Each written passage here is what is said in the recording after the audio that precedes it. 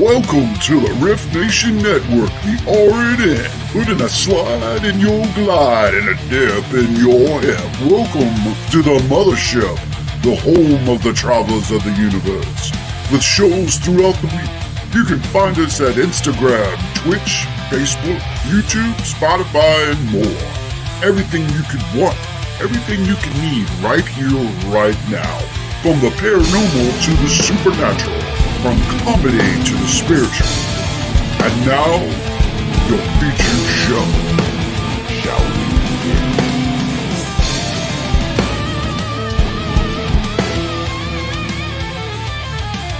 It's showtime, folks!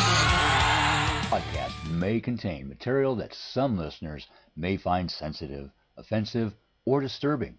We strive to create respectful and informative content, but topics discussed may include mature themes such as violence, explicit language, or controversial subjects, triggering content including discussions related to mental health, trauma, or other sensitive issues, explicit language. Occasionally, our guests or hosts may use strong language.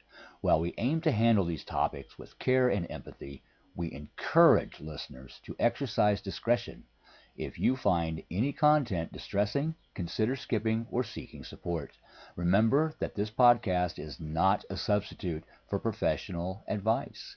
If you need assistance, please consult a qualified expert.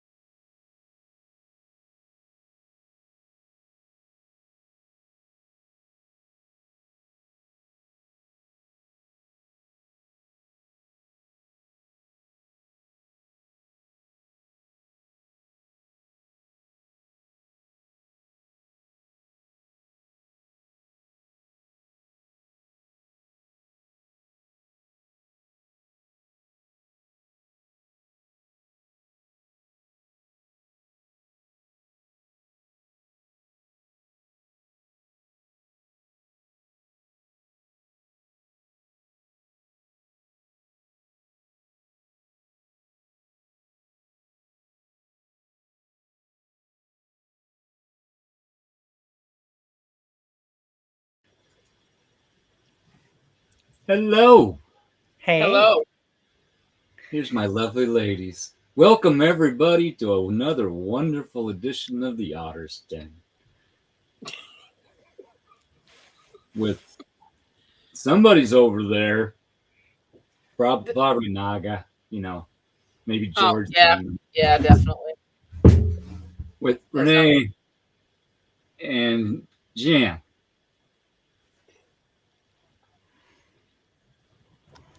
Hi, everybody. Hi, everyone. I had a hell of a time getting on, so I apologize. I'm all scatterbrained. I was all in a panic. Computer It's and all phone good. weren't letting me on. You got to figure. We're trying to do something positive and share our stories with everybody so they don't feel alone in whatever they're going through, and they get some advice on how to help themselves. And there's probably people out there that don't want us to do that. So what happens? They throw a little shade. Guess what? I'm going to open my curtain and let the sunshine in. If I did that, I'd have a whole bunch of dust blowing in right now. It doesn't matter if the windows are shut. It's blowing so hard, the dust is just coming in. Oh, dust. I thought you said ducks. I'm like, you actually got your ducks in a row? Holy crap. No. When I had ducks, they were never in a row. They were scattered. Mine were drunken in the back of a cop car. Just saying. I had to explain to the kids one time that the ducks weren't trying to kill each other or drown each other. That's not what they were doing in the pool. No, that's not what they were doing in the pool. It looked like it, but that's not what was going on. That what was going on. That was like making eggs. Yeah, that was like me having to explain two turtles on a school field trip. I bet that was a very slow show. Actually, that sound that they make. No. They move pretty fast. Is that right? I had to explain. Yeah, yeah. I had to explain to my kids. They're like, "Why are those two turtles fighting?" And I'm like, once again, boys and girls, they are not fighting. Mm. They're what? I'm like, they're wrestling. They're Okay. making moves. The zookeeper just died laughing. Oh, Actually, no, it wasn't even at the zoo. It was at the gator farm. really? Yeah. Yeah. Cool. All right, let's see who we got in here tonight. Batgirl 84, thank you for joining in. Hey Z-Son, how you doing? Lois, howdy.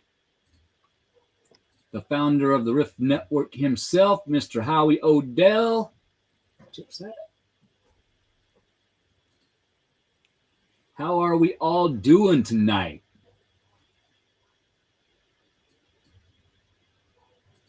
And as always, please share. Sharing is caring.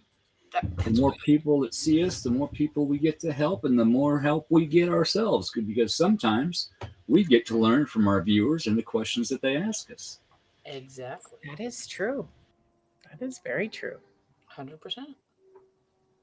Ah, I have one last group, and I'm done. Just doing my shtick. you what? I just got one more place to share, and I'm done with doing my shtick of the job. All right. I think I got everything shared out to where I can share it to. So we'll find I'm out. good. So we're ready to rock and roll. Let's rock and roll. But we're not going to play rock and roll because this platform will shut us the down. Yeah, that too. Yeah, that too.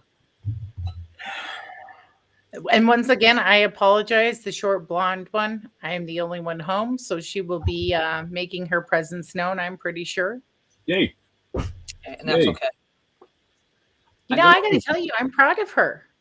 I had to bring her on a case the other night. Yes. Yes, you did. She did amazing. She did exactly what I told her to do.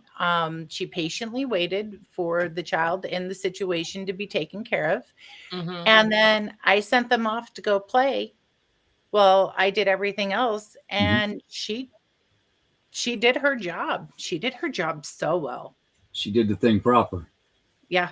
And she learned, and we talked about it. And, you know, she's so amazing. And I know I might catch a lot of flack for bringing my child, but if I'm going to have a partner in this, he's got to learn. To help with the flack, this young lady is a very special girl with some very unique gifts. Yes. I am proud as hell of her. I am too. She is going to be an amazing young woman here pretty soon. Mm-hmm. Agreed. She reminds me of me. Oh God. Oh good Lord. Right. I know. That's what I'm saying. He's The gonna thing hide. is I did one of those aging photos on her, Mm-hmm. and she looks just like my grandma. I mean, just like my grandma. That's same thing with me and my dad and my son. Spitting image of my dad's grandfather. Spitting image. Cool Yeah, shit. keep on asking her. I'm like, do you know who an Imogene is? Do you know who Little Aggie is? Like, tell me, which one are you? And Yeah. I think she's a combination of both. But that's terrifying. Terrifying.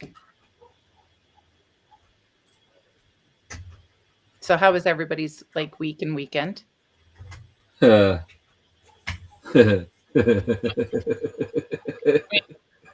was kidless. My kid was at Boy Scouts, so I actually got off my Saturday and I got the garden weeded, I got the yard mowed, dishes done, 3 loads of laundry washed, dried, folded, and put away. ladies, he's single, ladies. Look, imagine that. Did you do the dishes? Yes. Oh, there's more of the way. Well, but did you do the dishes? Yes. Both ways? Yeah, in the sink and in the dishwasher. Yeah. What the hell are you talking about? You really cleaned that plate. Yes, I did. You waxed on And waxed off. It took some scrubbing, let me tell you. But I finally got the dirt out. Did we tell you he's single? Yes. See? No ring. He's a great catch. Hey, Keith, how you doing? I wouldn't doubt that. Love your name, man. Just saying. It's not that he's partial to it. Or anything. You know how few people are named Keith? I mean, come on now. Lucifer even tells everybody, don't fuck with a Keith. How did that video go? I got it saved somewhere. Yeah. Lucifer, the TV show on Netflix. For those who don't know. He's sitting there with his partner, who is a detective. Mm-hmm. They're sitting at the computer, and he reads the guy, the suspect's name. He's like, all of the worst ones has such a dull name. Beware of anyone named Keith.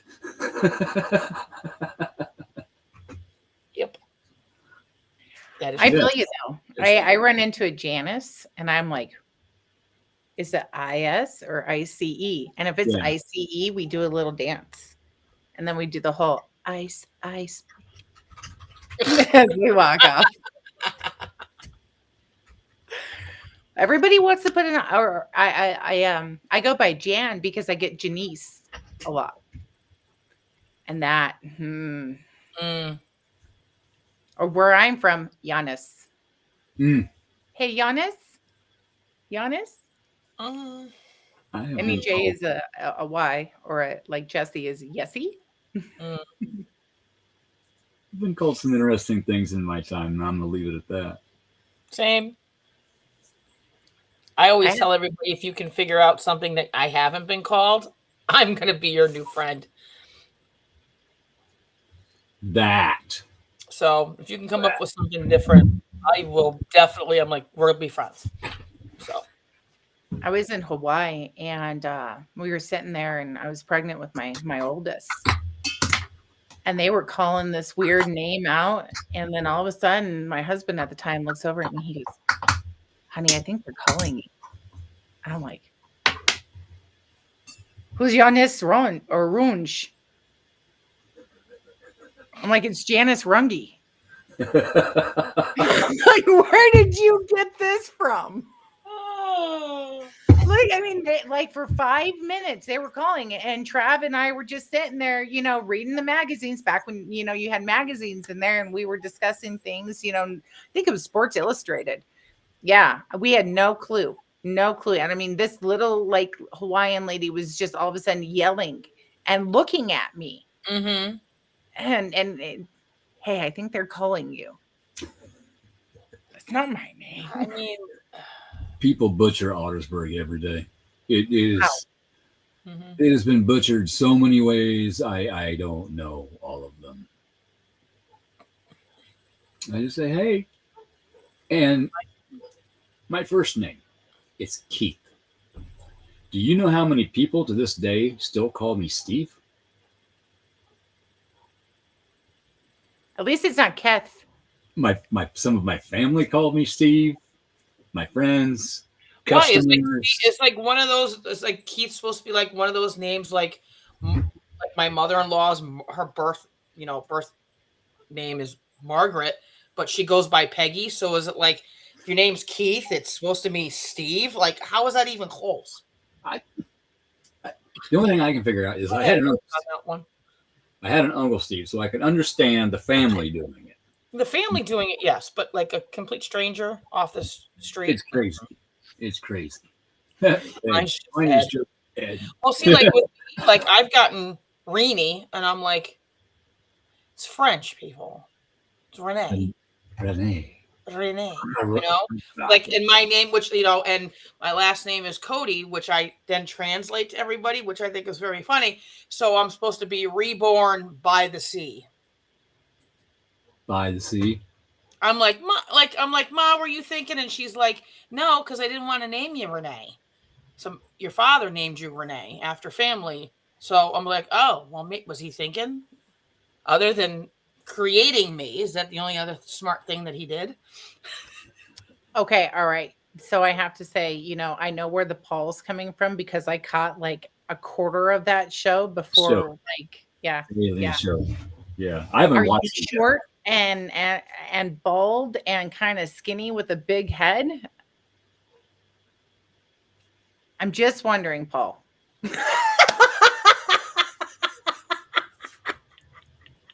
My mind just went totally south.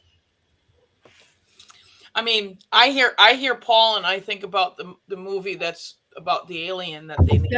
That's what we're talking about. Oh, that's what you're talking about? Okay, see, Yeah, honestly, yeah, he had Adrian on his show the other day. Or was it Adrian? Oh, I can't remember. I think it might have been Adrian, and they were talking about the movie Paul. And she had never seen the movie. Really? I literally was texting her. I'm like, you have never seen Paul? Who has not seen Paul? Yeah, it was Adrian. Well, we kind of You've figured never that. seen Paul? No, I haven't watched it yet. Oh, you need to go. Well, this is the same gentleman that hasn't seen the others either. And I keep telling him right now, Others is a great one. I am in about the middle of watching Dexter. And the reason I'm watching Dexter, I clicked on the first show just to see what it was because I ran out of stuff to watch. And that first episode caught my attention immediately. Reason being, the way this character thinks and what he does is the way this used to work.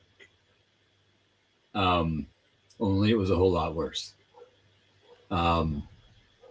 You'll if you watch it, you'll figure out what I'm talking about. I'm not going to just come out and say it, but this used to be pretty messed up until I got some help and got something removed, and so now I only have 4 or 5 voices in here. I had to Google it real quick because I couldn't remember the name of the show. Have you guys ever seen The Following? Hey, it's the almighty sound effects lady. I have that. Oh, I love Stranger Things. My kids love Stranger Things. Sarah hasn't watched that yet? Oh my goodness. It took me a long time to watch that. And the reason was at Scarefest, they had, the scene from the Stranger Things living room with the couch and everything on there. Yeah. And I was there with somebody, and how do I tell us how you really feel, Renee? If I had the grenade, I'd throw the grenade, but we'll deal with it. Anyway, long story short, I had a dread for that show because of that. But eventually I got over it. You know what? It's just a show. Check it out. A friend of mine, helped me with that process. And it was a damn good show. Yep. And the final season will be out soon. There's another season coming? Yes. And this is the final. Oh, hell yeah. The final one. So I think 2026. Cool. I don't know where they are in the filming of it. Hi, Lisa. I can't remember the girl that plays 11, but my son has the biggest crush on her. Oh, she just married John Bon Jovi's son too. Yep. Really? Yep. Mm-hmm. He loves the 2 movies that are out. Enola Holmes. There's going to be a third. Oh, I know. I can't wait. And I think that they're the cutest shows. And it just shows her range of talent like you wouldn't believe. Very talented actress. Very. Very. Yeah. Very. Well, to play 11 in Stranger Things, I mean, that's. Yeah. Yeah. Yeah, sometime in 2026. I don't know. I don't remember when. I don't know if it's early 2026, middle, or end. I don't know. Who knows? Somewhere. Supernatural's coming out with another season. I am stoked about that. What? When did you hear about this? And you can't see my cups over there, jerk and bitch, but like what? Yeah, they're supposed to be coming out with a new season. There's been trailers and stuff. Google it after the show. Oh, I'm gonna have to now. You know, Supernatural shot a lot here in New Mexico, where I'm from. That's cool. A lot. Well, that's where Breaking Bad was filmed too. Oh yeah, my son is like, Interesting. oh, Howie, is that the gentleman that survived Matog? Is that one? Or am I wrong? I don't know. He'll tell me my answer. I think it's. Really. See, I'm so bad with actors' names. I'm like, who's Chris? Yeah, I don't know actors' names. No, that's what I think it was somebody that was on with Howie. Was he with you, Howie? Surviving Matog? Or am I totally off base? He'll give me he'll be here in a minute. Yep. Yeah. Let me write that down quick. Yep.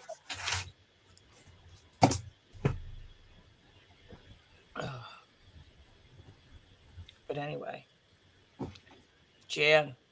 Yeah. Jan.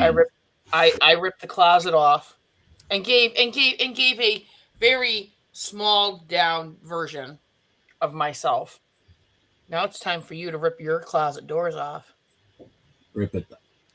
I don't even know where to start because this has been my whole life. Hey, Gabby. Hi, Gabs. Yeah, I know what you mean there because I'm going to have to condense. Yeah, so much. I mean, I can take it back to like I remember being 3 and I was playing tea in my grandmother's bedroom. And my grandmother walks in, and so the first majority part of my life, my grandparents and my great grandparents raised me. I'm very fortunate in this. And I was raised very Catholic. So it's kind of a contradictory, right? Like, you know, what I do and everything else, but yet, you know, the Catholic Church is the one that if you have issues, you need to go see them because they're going to be the ones to believe you, right? So, yeah. I remember being 3 and I was sitting there and I was having tea. And my grandmother comes in and she goes, "Oh, what are you doing, Janny?" And I said, "Oh, I'm having tea." She goes, "Oh, who are you having tea with?" Figuring I would pop off with an imaginary friend, right? My imaginary friend happened to be my Auntie May. And she looked over at me and I said, "And Auntie May wants to inform you that she's in her pretty St. Patty's Day outfit." And I just described this outfit.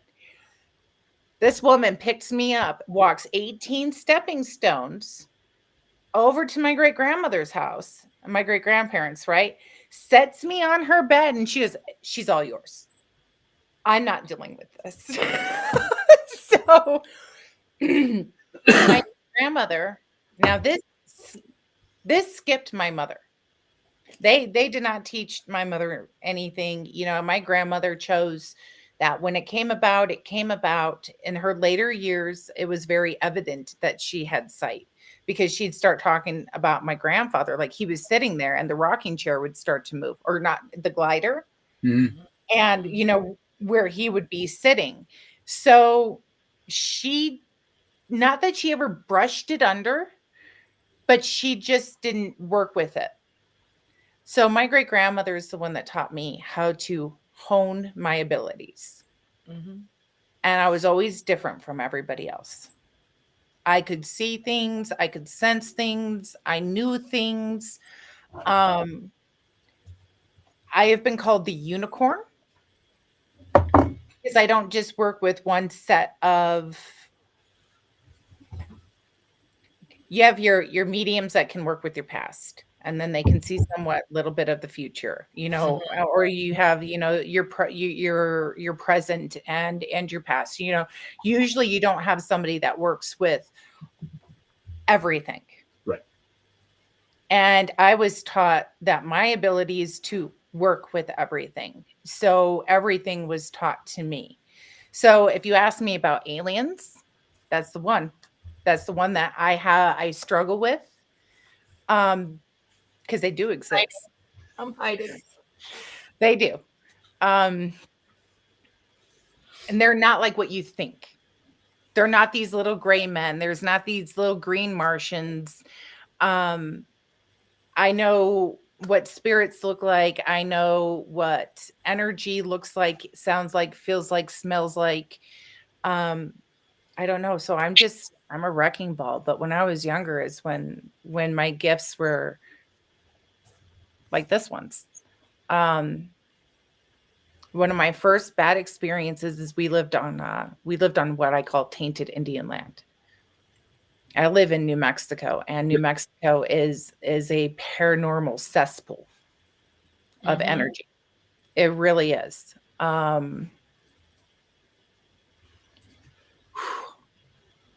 remember having issues when we moved into a specific house, and talking to owners afterwards as I got older. They had similar issues. But at one point in time, I was literally picked up out of my bed and I was thrown into a wall of shelves. And everybody in the living room saw it. And they were, I don't know if they were mad at me because I didn't quite understand what they were saying to me. I just knew, I just know it happened. And now if I drive down that road, which the address would be 667. Can't make that up. No. I still get that uneasy, that panic feeling. And it was shortly after that we moved, and then we moved into the next haunted section of Las Cruces. And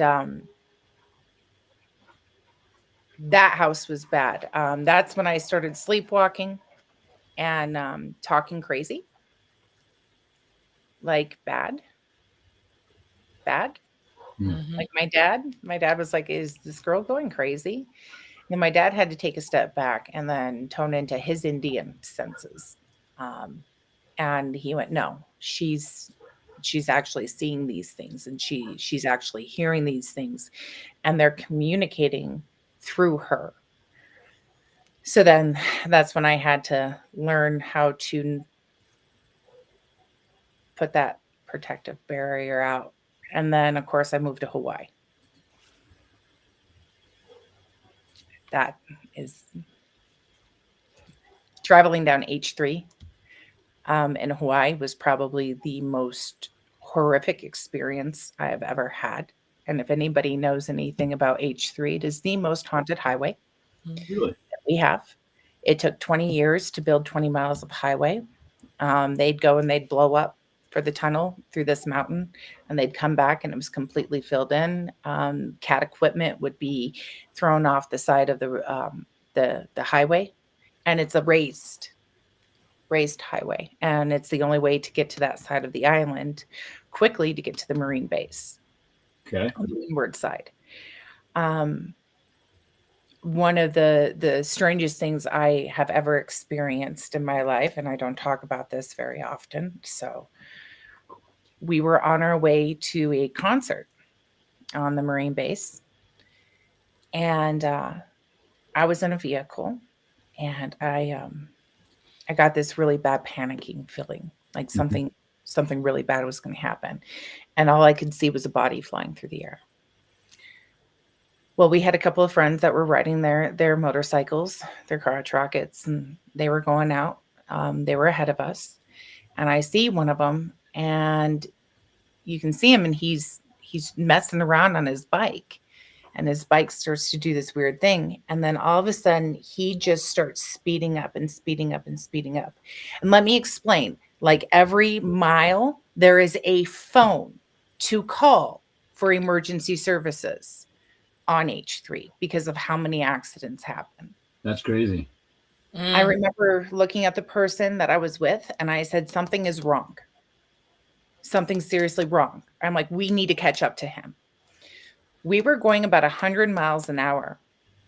And all of a sudden, my friend slams on her brakes, and we watch this individual hit the back of a truck and go flying.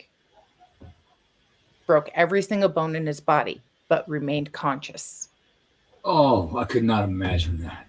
So here we are. We're trying to get a hold of emergency services. This is back when cell phones were very rare, and signal was crap. And we couldn't get a hold of them on cell phone. So I'm running to go call on on one of the phones, and you pick up and it automatically, goes to 911. So we pick up and we get an operator out. They get a helicopter to come out, pick him up. They bring him up for Tripler and everything else. Well, we get to Tripler, and he's in surgery, right? Like he's up. He gets out, whatnot, and I asked him, I said, "What the hell happened?" And he goes, "I lost all control of my bike. I couldn't shift. I couldn't downshift. I couldn't hit the brake. I couldn't do anything." He's like, "Janice, it was so messed up. I felt like somebody was literally on the bike, just Full throttle. full throttle." Like he's like, "I had no control." Yeah, just hammered it down. And I've had a problem with bridges my whole entire life. So being on H3 and just watching that, because technically H3 is nothing but a bridge to me, just reinforced that feeling. So I've had strange things happen like that. I've always known when somebody's going to die. Same. Always. Same. It's a blessing. It's truly a blessing. It is. My great grandmother came to me when she died, and I literally felt the many heart attacks and strokes that she was having, and it didn't register to me. The next morning, we were sitting around the table, and I was talking about the strangest dream that I had, and everybody. Keep your thought, but I got to interrupt you. I apologize. Okay, physical empath. You feel other people's pain. Okay, that's how you know what they passed away from or what they're going through right now. If you do Reiki, you know where to work. I've got my ghost radar running. Provider has empath. Provider of the show has empath. Where are you? You're over there. There you are. So I just had to throw that out. Now, please go.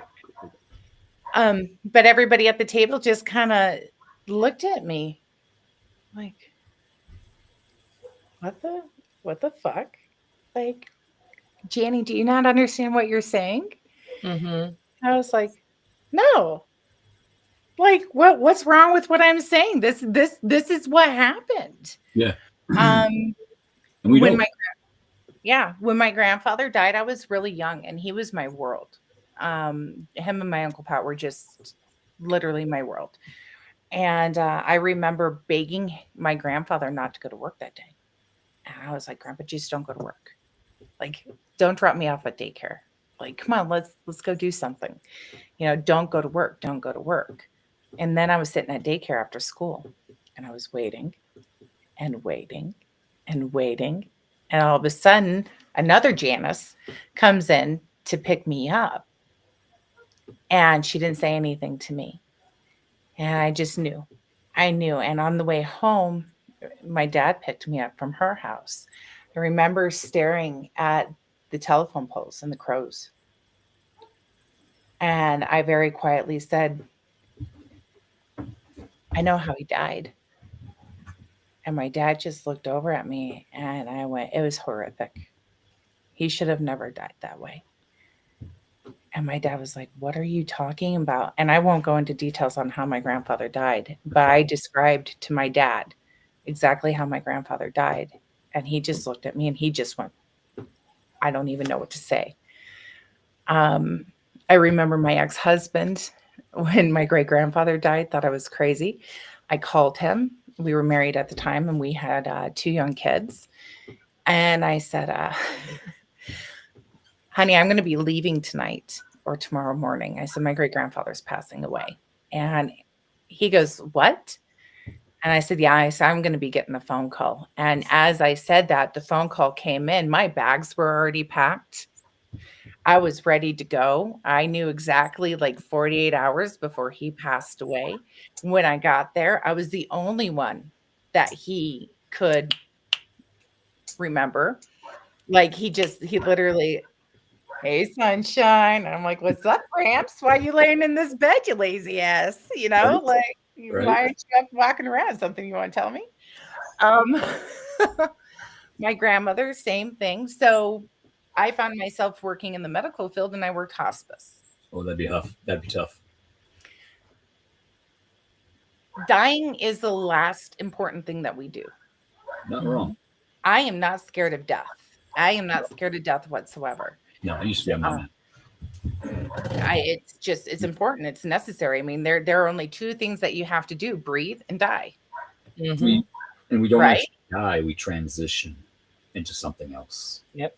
Right. And I felt very comfortable working with death. Death, I always felt was like a friend of mine. Like I always knew. Yep. And so I worked with a group of people from Nigeria and they called me the angel of death because anywhere I went within like 2 weeks, everybody that needed to pass that was holding on, they would pass. And I found myself getting called into former clients' homes to help with the next person that was going to pass. So Kind of a death doula. yeah. Yeah, and I understand so much more, and I don't know if it's because I'm an empath and because when I work with somebody, I work with their soul directly. Yes. I don't work with the persona, right? I don't work with anything else other than that. Like if you call me in and I have to work a case, I'm not going to be the one that is you need to leave, right? I'm not an exorcist of the home. I'm an exorcist of your soul. We're going to sit down and we're going to start a healing process and we're going to work it this way. And I filter the energy through the person. So it's so hard to explain. It's all right. Take your time. If you were to come to me and you tell me I have, say, this issue, okay, you have this issue. You have control over that issue. And let me teach you how to be so slippery that it can't grab a hold of you. Right? Mhm. Keith. I'm sorry. Scorpio brain. Right as I said it, I was like, that was the wrong thing. But that's what I do. You know, I got you. people hold on to so much, but let me take your hands.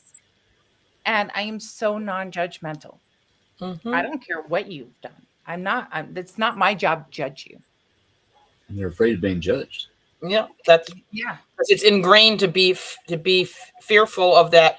Well, Yes. I didn't do A, B, C, D, E, F, G. I did A, then went to Z, then went back to Q.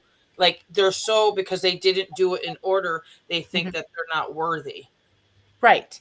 I don't know And how then many times I've come across where they're like Kelly's aunt, like I helped transition her, and she was like, she wasn't talking, but she was talking, Mm. and she said, "I'm not worthy. Everybody's here, but I'm not worthy of going." And I said, "Give me what's on your chest." And literally, Kelly watched. She literally went.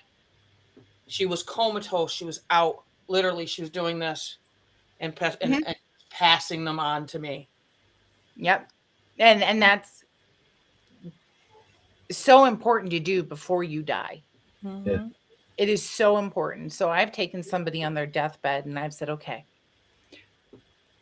I'm not going to judge you. Give me your hands. I'm going to have a window into your soul. I am going to be able to see things. I am going to be able to know things that you may not even remember, but I'm going to teach you how to let go right now. We're going to turn around. We're going to look at that inner child. It doesn't matter if you're 120 and it doesn't matter if you're 15. We're going to look into ourselves. We're going to pull that out. I'm going to teach you how to forgive yourself. I'm going to teach you how to bring that light in. I'm going to teach you how to ground. I'm going to teach you how to be that straight antenna. Mm-hmm. because grounding is everything. It doesn't matter what belief you have. 100%. True.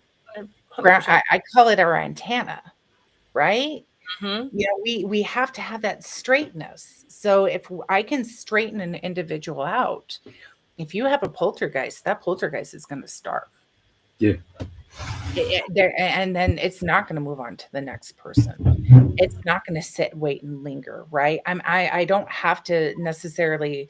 Very few times have I ever had to go in and do an exorcism.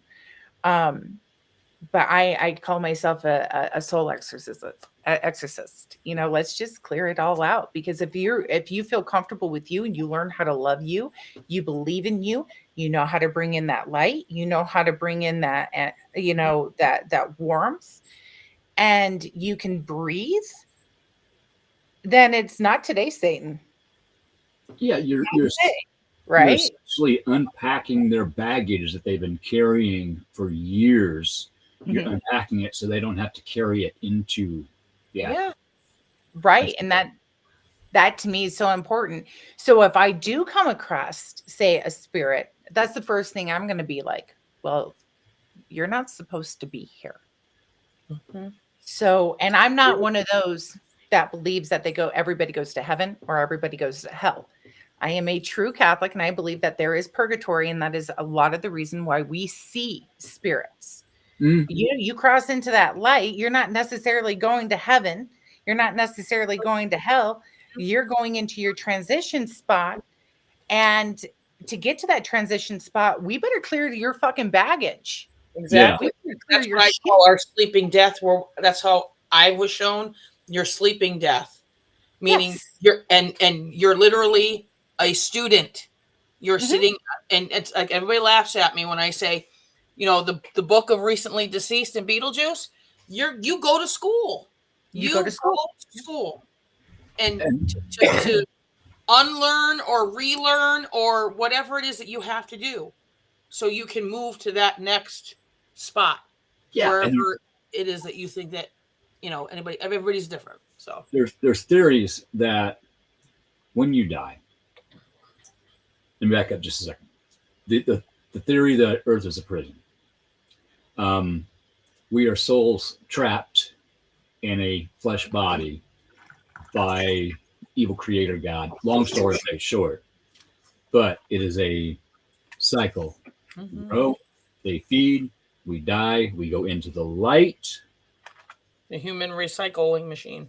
And next thing you know, we're in our next life, coming out that birth chute, seeing this bright light.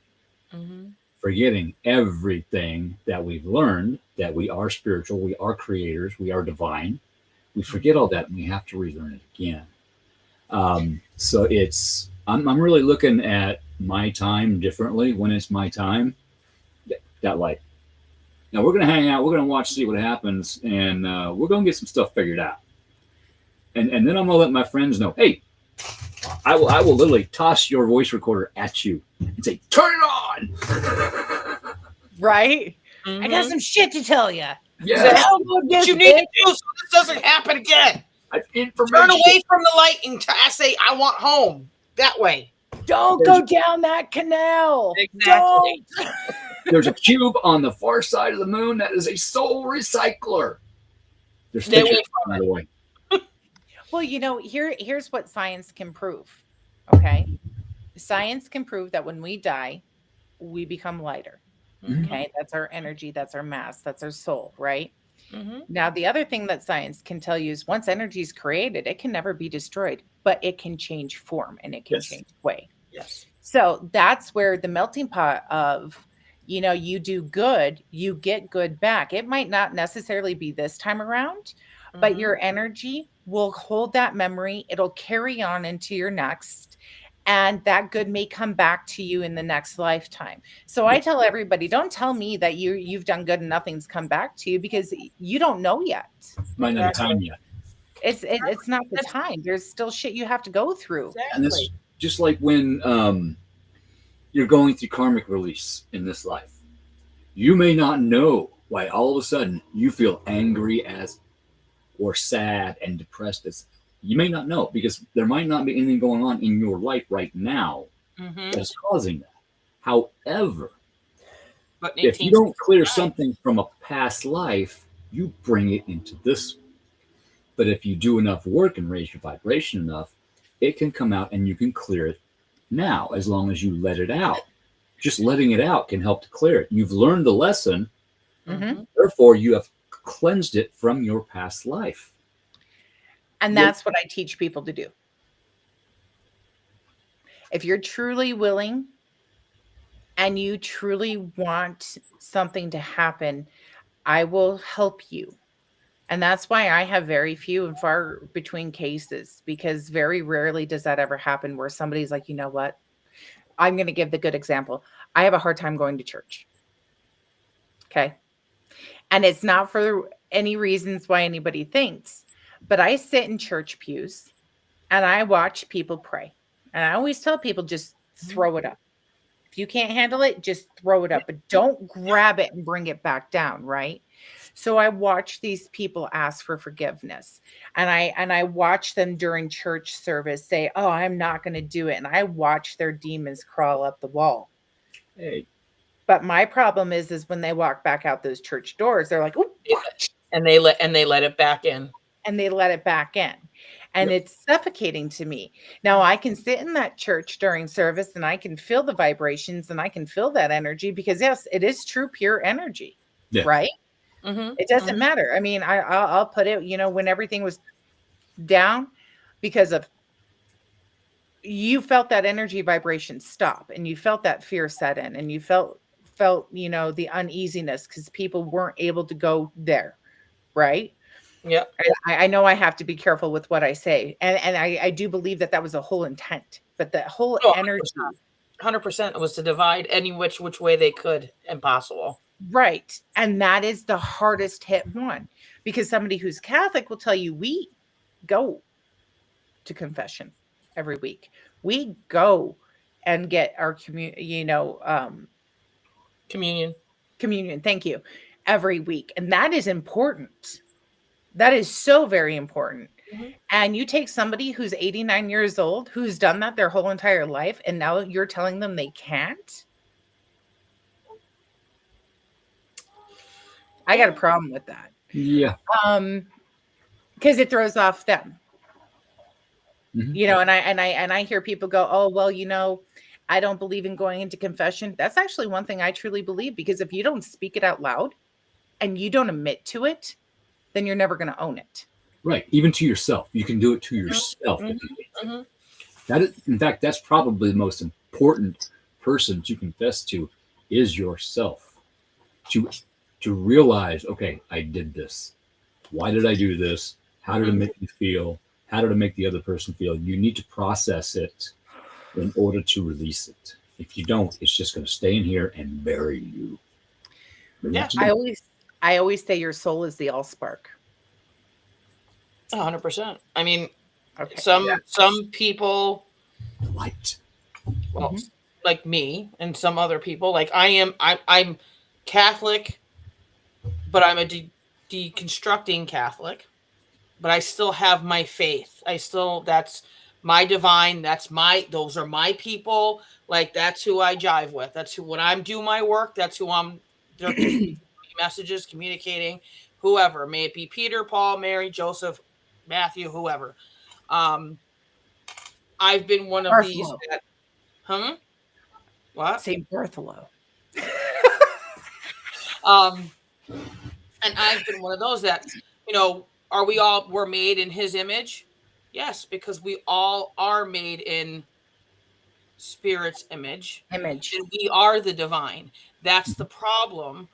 We have forgotten that we are divine, and we do have that golden light in us. And that's the outward projection of everything. It happens the second the sperm meets the egg. There is a bright light, and that bright light is your divine and is your soul coming to meet into that body to be reproduced. Yep. And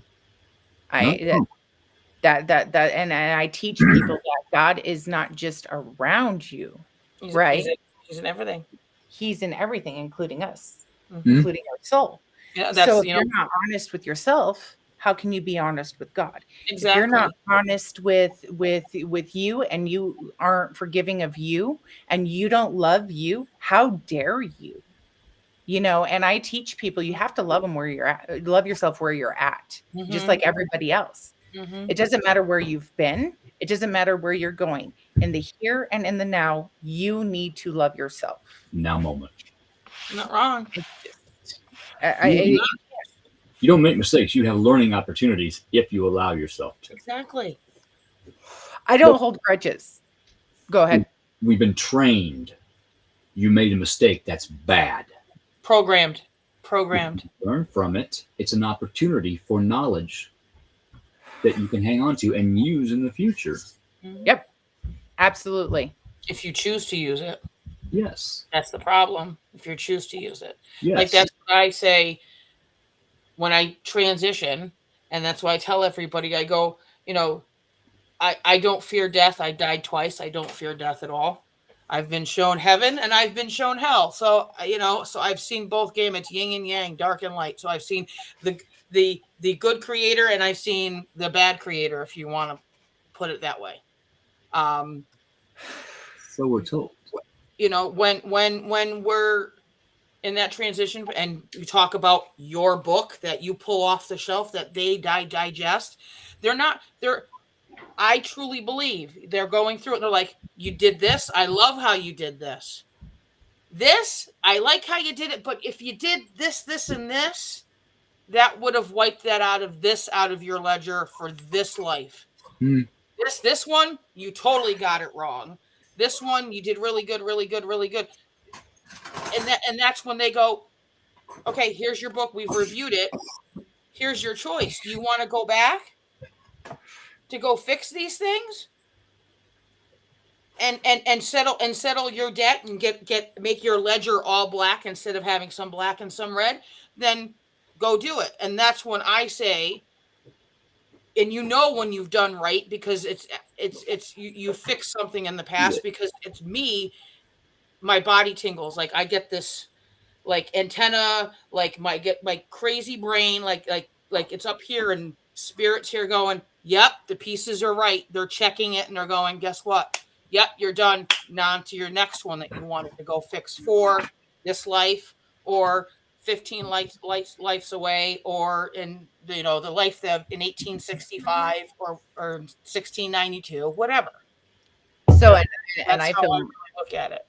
I agree, and I feel my job with those that I work with, and the biggest teaching that I can give is when that book is pulled off the shelf, if you've forgiven yourself, you've moved past, you've learned it, then it's not going to be in that book. Exactly. Because when you go back, you did you see this?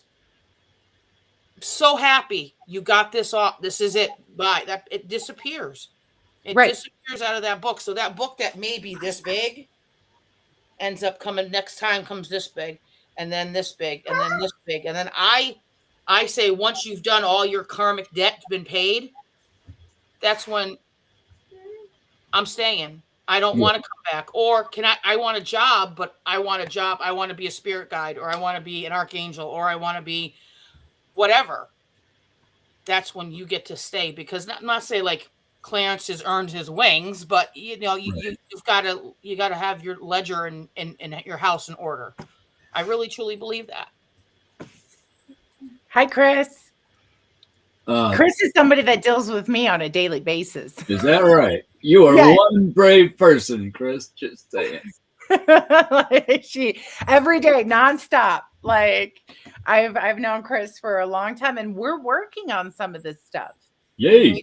And it's not easy. It's not wham bam. It's an everyday process. It is. It's And this isn't Joni. This is Joni's every other Monday. This is Jan and Renee. So different show. We're not doing zodiac and astrology and stuff like that tonight. Sorry. Yeah. But I'll teach you how to fix what's wrong. Here we go. So yeah, no, I don't know if you would call me, just a healer. Hey, Cindy. Well, yeah. That's, you're a healer. teacher. Teacher, healer. Yeah, and that's, I mean, in a way, I mean, aren't we all? Yes. we're supposed to be. You know, I Yeah, mean, and we're reapers. You know, the Grim Reaper. mhm. He's not a bad guy. He just needs a He's hug. doing a job. He's helping you get from here to where you need to go. And Yeah. when we're helping people pass, when we're helping our clients on our cases, and we're helping the spirits, sometimes spirits are clients too. They're stuck. They don't know how to Forget that. move on. They Forget missed that the a lot. boat. They need to give a message to somebody. We can do that for them. Mhm. One case I had, the husband was waiting forever for his wife, and his wife was sitting down here waiting for the husband. And I'm like, you're here. Look, there you are. And boom, gone out of the house. Cool. Yeah, see, I agree, and like I said, I don't look at death the way that everybody does. I lost my son. I've buried 2 babies, Um, and I had a 14-year-old commit suicide, and I wasn't breaking down. I wasn't that mom. Oh, I'm like, okay, he made his choice. He did what he needed to do. And I appreciate the time that I had with him, and I love him. And I do understand why he did what he did. That was very well discussed. Yeah. If that makes any sense. Not that I'm like Mhm. happy he committed suicide. Same. But I when had a friend, same thing. Yeah, when I found him, it was like, okay, buddy. All right. You know, and not that I'm inhuman, because I'm trying not to cry now. I mean, he was my world. You know, I gave birth to him. But I'm just grateful for the time that I had with him, and how much I learned from him, and how much of a change he made in everybody's life, even though in the end he may not have made the right choices. They were choices that he still made. And that's the one thing I will tell you, no matter what, whether you did wrong or you did right, you made a choice. Now we just move on from that choice, and we have to look at why we made that choice. We know why not to make that choice again, right? Yes. I always say we have a toolbox, and we have all these tools. Mhm. And we don't know how, when we're 3, we make that choice to touch that stove, right? Oh, that was hot. We're not going to do that again. I did that. Right? Gas stove. I did that. So now we know what that tool's for. Mhm. That's the hot no tool, right? That's Yep. the tutu. Yep. Okay.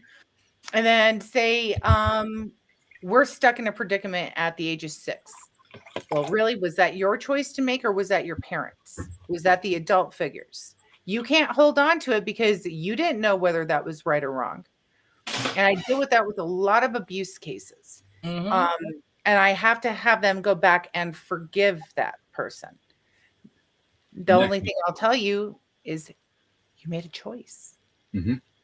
Whether it was right or wrong, whether you didn't know any different, now you know. So you Yep. need to go back and tell yourself that Your it's little self. Your little self that it's okay. you made the choice, and if it was wrong or right, you still love that version of you, and you And- have their back, and and they then are that's forgiven. when hurts and things are healed. Been through it. The Been most through it. important and I'm- person to forgive is yourself. Yeah. That's a daily thing that I okay, so I'm not the perfect person. All right. I'm not going to float that I'm hoity-toity. Yeah. I mean, I lost my shit yesterday on Evelina. I'm far from perfect. I don't want to be perfect. Yeah, no, I always say we're perfectly imperfect. Yeah, because perfect is impossible. Hey, Ashley. It's Thank impossible. It's an impossible Yeah, it is. achievement. It's impossible. We strive to be perfect, and in striving to be perfect, we learn, right? And Mhm. we continue to learn. And the more we learn, the closer to perfection that we are, but we will never achieve that perfection ever. I am not Jesus Christ. I am not God, right?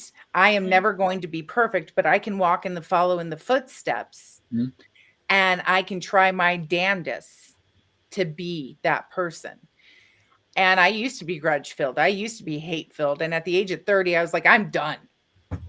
I can't do this anymore. I can't breathe. I'm The suffocating. baggage gets too damn heavy. It does. and it you does. just can't function. Like I was 33 and I had a heart attack with that stuff, carrying Yeah. so much shit that eventually I was just like, you know what? After I had my heart attack, I'm like, I have a 3-year-old son. What was I thinking? Why am I holding on to this is, and I literally came home from that, and it was Thanksgiving, and I remember, and I was like, I'm done with this, and I'm done with this, and I'm done with this. Yeah.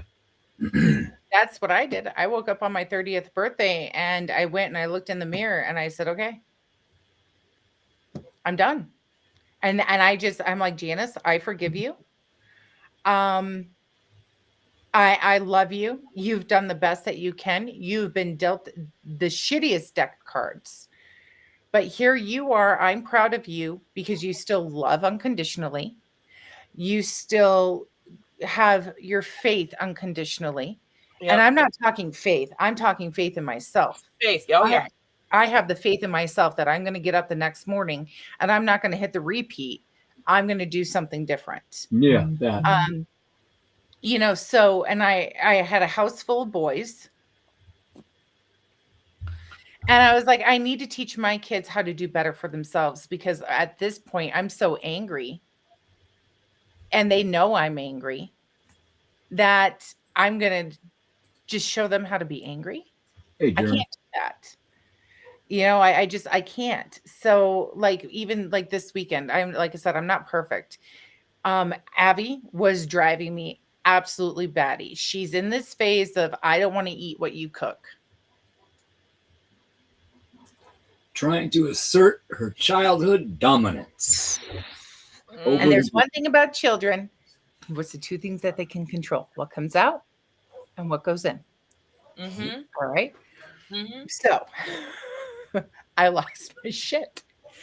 And then I realized after she laid her head in my lap and she fell asleep, how hard I was on her. So when she woke up, I looked at her and I said, Abby, mommy was wrong for losing her shit the way that she did. Please forgive me. Yet, and I never say but, because everything after but stinks. Okay. All right. If it's coming out of your butt, it stinks. So you tell me, yeah, but I know it's nothing but a line of bullshit after. Okay. Don't ever use the word but with me. But if you use the word yet or although, however, it changes it and it puts it on a different scale, right? You have a more positive aspect. So if anybody out there watching wants to change their life, just change that one word. But yet. I said, yep, mommy's very frustrated and I don't understand why you want to eat out when I've worked so hard to cook you this meal. Yeah. And she was like, okay, mom, I'm hurting your feelings. Yes, honey, it hurts my feelings. I work really hard to cook you really good food. Now you're telling me that I'm a bad cook and you'd rather go eat at the Big M? What's wrong with this picture? I said, I just want what's best for you, and the Big M isn't what's best for you, and we're not going to eat there. Yeah, Chris is one, but, and she knows that if I was in 1,500 miles away, I'd be shoving a rag in her mouth every time she said but. Yeah, we are working on it. Yeah, it's hard to deprogram. It is. It's really hard to deprogram. It takes time.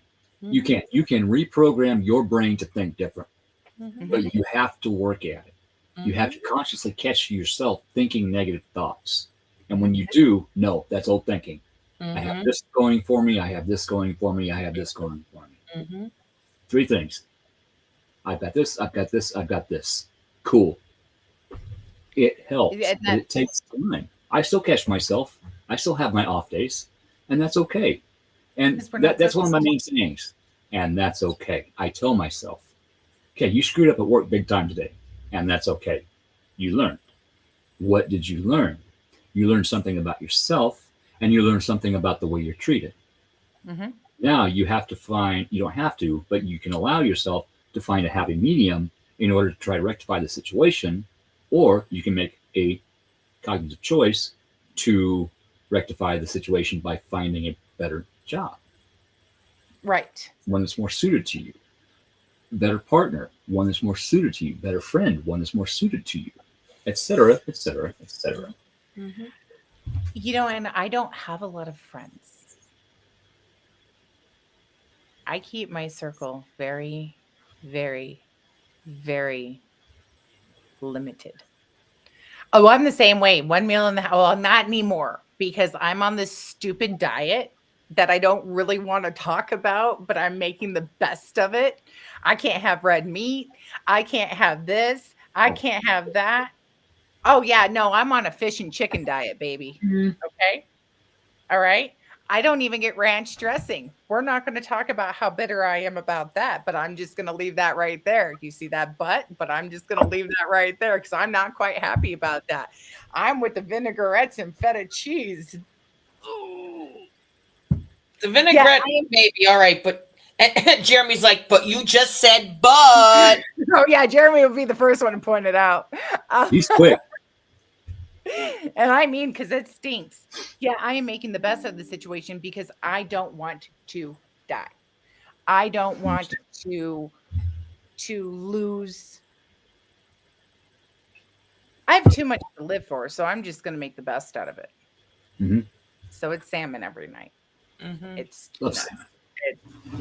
So do I. I'm actually not complaining about that. And you know what? I found myself, I had some tiramisu this morning for breakfast because I've done so well. I didn't even like it. I don't even know what the hell that is.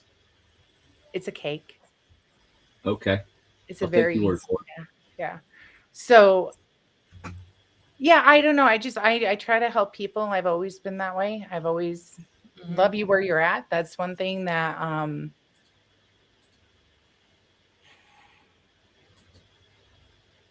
if I didn't leave people where you can God, I'm going to sound like I'm just this white, light, fluffy bunny BS. But here's the deal. I am not going to hold hate in my heart. I have a very strong theory. I can dislike somebody, but I'm not going to hate that person, right? There can't be hate. It takes energy away from you in your healing in order to hate means you have to love at some point.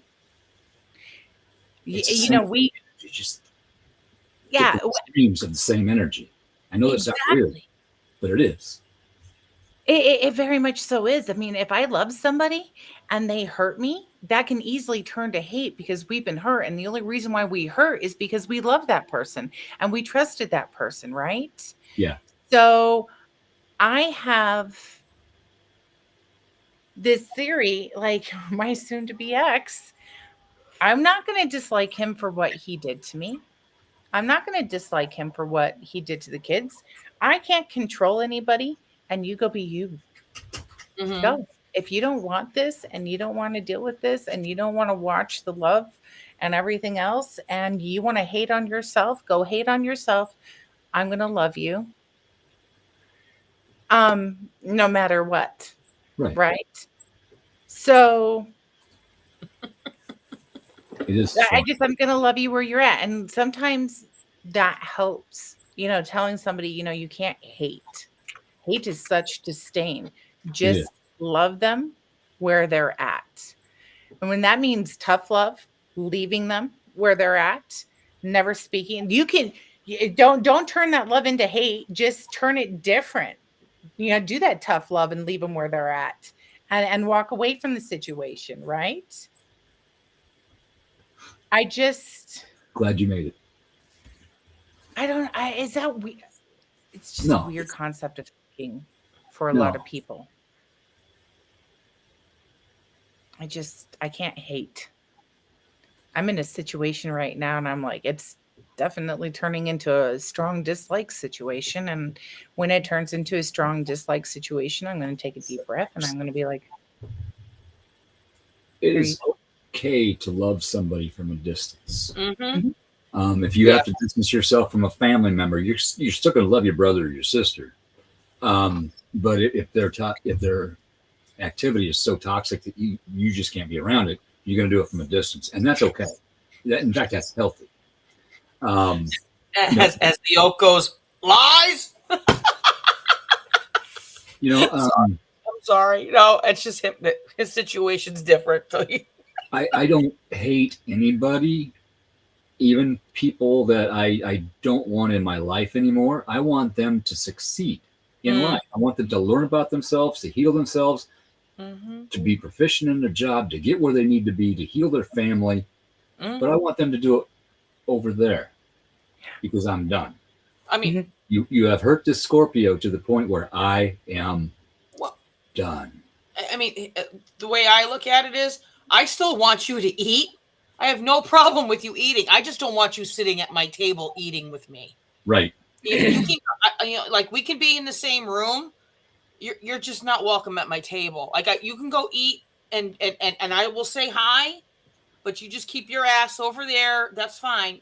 My table is for my circle. Yeah. If I see somebody that either I have removed from my life or spirit has removed from my life at say at Scarefest, if I walk by them, I'll acknowledge them. Hey, that's enough. I was polite. I said, hey. Yep. That is not me hitting on them. That is not me inviting them back into my life. That is me being polite, making eye contact with them just by looking over because you see movement. Hey, I don't get the, oh shit, now what do I do? It's like, hey, and I keep walking. Yep. Do they get it? Yes. It's no secret that I have no secrets. So I don't have a very good relationship with my womb donor. She has done some things that I don't I don't hate her. She just doesn't exist. It's like you have a womb donor and I have a sperm donor. Oh, I have one of those too because I'll never know who he is. Yep. So when I remove myself out of somebody's life, I don't give you any more thought. I don't give you any more energy. Now that doesn't mean that she doesn't attack me, right? And when she does, I'm like, You protect yourself. I protect myself, but I'm not going to give her anything. No. I can't give her anything. I have nothing to give. So I was asked a couple of months ago, well, how do you feel about your situation with her? And I went, I don't. If you've done enough damage to me, I don't have any feeling. If all you ever had was ill intent, I can't give you anything because if I give you something, you're going to grab a hold of that. So I can't say that I dislike her. I can't say that I love her where she's at. She just doesn't exist. Chris, that's a perfect comment. I Exactly that's what I say when I second guess or I have this feeling about my sperm donor. I hate the choices, not the person. Mm-hmm. I have no control over that person. The only person I have control over is myself. Mm-hmm. So I don't. Have you ever sat down and really contemplated, like right now, I have how many kids that are out in the world, and go, they're literally doing something that I have no clue. Right? Like I don't know what they're doing. I don't know where they're at. I don't know who they're talking to. Like they're literally living a separate life without me. Yep. Because the only thing that we focus on and that we can, the realm of everything is what we see and what we're doing in that moment. I don't know where I'm going with that anymore. Yeah, if you can disconnect from even the thought of that they're living a life, they're not thinking about you when they make their choices. They're only thinking about themselves. Mm-hmm. Right. And what's good for them in that moment and their fix and their need and they're this and they're that. Mm-hmm. So if you can just and walk away, Just pull that cord. I don't even, I call it plucking. You have to just pluck. You know, everybody talks about cutting the cord. No. That leaves the root. Right out by the root and see ya. Yeah. And then go ahead. No way. Then you have to fill that with something though. Mm-hmm. Yes. What do you choose to fill it with? You have this hole inside of you now where this cord was attached. Mhm. So Yes. do you feel it was somebody else, or do you take the time and heal it? Understand only your side of the situation, analyze it from you, and scar it over. And you get to choose your scar tissue. Are you going to fill that scar tissue with hate and discontent, or just love them where they're at? Yeah. It's just Jeremy's got a good comment. Even if you don't know where you're going, just keep going, because once you get there you are. And like me, I know I need to go somewhere. to visit me. Well, Visit me. obviously, but I have to figure out what road to take. I have to figure out how to get there. I have to figure out how to open the door, my current door that's open for me, and I need to learn how to get on that road and find a new door. So I'm patiently waiting. I'm asking Spirit, hey, this is where I'm at. I need some help. Please guide me. Please give me patience to stay where I'm at until I can find my way to where I need to go. And it might just be me sitting down here at this computer. I don't know. It might be me Don't ever meeting ask for someone patience. walking through Walmart. Don't know. My last job I got because a friend buddy of mine needed an O2 sensor socket. We started talking. Hey, cool. Thanks. Well, might be time for somebody else to need an O2 sensor socket. I don't know. You never know. It's those. I call those people. Wow, this is coming from somebody from somewhere. Those are the people that are your guideposts, and they can That's be my exact words. they Yeah. can be anybody. They can be anybody currently in your life that is standing there going, "Hey, you got this way and that way. I'm just going to tell you." I can just say, hey, here are the two roads. I can't say, hey, this is the shorter one. It's going to Right. be a lot easier, but here's the longer one. You may learn more on the longer one, but but at the end, I'm not going to tell you at the end. You're going to be in the exact same spot to Same take place. the short, or you take the long, bumpy one. Yeah. Yeah. I've done some scary things. I quit my last job without having another one, without having any other source of income, without knowing how I was going to, support myself and one other at the time. And that person got so off at me. Oh my God. Shucks. Oh, shucks. I had it. Spirit has been on my ass for probably 2 decades to get a different job. And I kept putting it off because I had job security. I need to support my family. I got job security. You know what? All of a sudden, no, I can't do this anymore. I'm done. And then all of a sudden, everything lined up the way I needed it to. Let go. But then all of a sudden, it was all yanked away from me again. Here's a repeating cycle. You need to learn from this. Still going through this repeating cycle. That's okay. I am now in a better place than I used to be in a similar repeating cycle. It's just now I'm going through it by myself. I don't have anybody else to support. I don't have kids to support, a wife to support, girlfriend to support. I don't have anybody to support except for me and my dog and my cat. So I'm looking at different ideas on how to do that. I mean, my biggest thing how many times have I said this on Outlaws? If you're going to cycle and you're going to go into that cycle, and you have to remember, you're going to be up here and then you're going to be in the shit. But when you're in the shit and you come up out of it, as long as you throw yourself forward, the key word in all of this is the momentum of moving forward. Going backwards, yes. Do you have to go backwards sometimes? Yes. Absolutely. To maybe catch something that you didn't get or process, but you don't keep moving backward after you're like, oh shit, you know what? Okay, yep, okay. So I got to do this. You slingshot yourself. You need to move forward. Yeah. The key is forward. You can't live in the past. Nope. Right. You can't shoot a rubber band without pulling it back. You can't shoot an arrow out of a bow Right. without pulling that string back.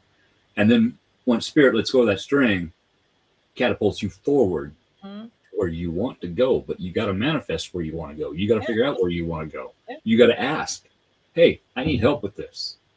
But be specific. Oh, yeah. I want a new job that's better for me health-wise, mental-wise, stress-wise, while I still have my current job to support myself. Exactly. I always say, you know, I don't live in the past. I look back to the past to maybe use as reference points on how I got here. I use my experience, and being an empath, I have found that everything that I've been through in my past plays in my future and my present. Because Not you know saying why. Right. I may not know why at the time this happened to me.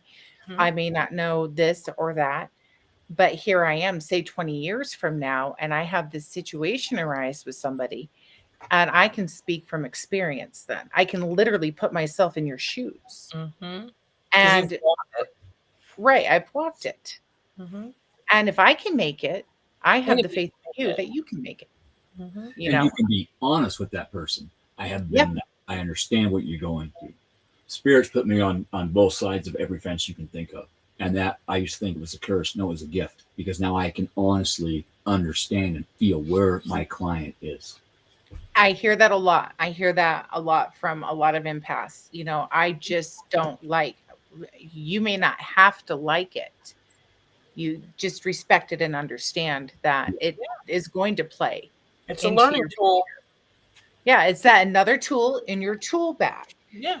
So then you're not just helping yourself. And you know what? You find yourself in similar situations. It doesn't matter. It doesn't how you can change your life, whatnot, even if you've learned this lesson, even if you've put it in its place, sometimes that situation is going to arise again. I compare it to, you know what? I had how many kids underneath one roof? Chris will tell you. I had up to 22 kids a day in my home. And I dealt with all those kids. And even my boys would be like, I don't like so-and-so. I don't like so-and-so. Well, you know what? They're in your life to teach you how to deal with that person in the work field. Or you're going to run into this person later on in life. And because you have the tools, because you were made to gain those tools, you'll know how to deal with them in the future. Yes. Plain and simple. That's the reason why we have family. That's probably why it's, I don't know. I feel it's necessary to have a whole bunch of kids. I wanted a whole bunch of kids, but I mean, my kids learned from each other, and yeah, they're mixed with, you know, step and adopted and, you know, biological, yet they're all family. And in the end, if you can learn how to deal with your family, you can literally handle anybody else out in the world. Yeah. Absolutely. Plain and simple. Whether it's an uncle you don't like, whether it's an aunt you don't like, a grandparent, you know, oh, well, so-and-so is a raging alcoholic. Oh, well, you know what? Well, now you know what you don't want to be. Exactly. And, you know, and now use that as an example of, you know, how you deal with it now is how you're going to deal with it later. So how, you know, learn. Just learn. Life is about learning and being okay with learning and failing. And getting up and brushing yourself off again. And Keith, never ask for patience.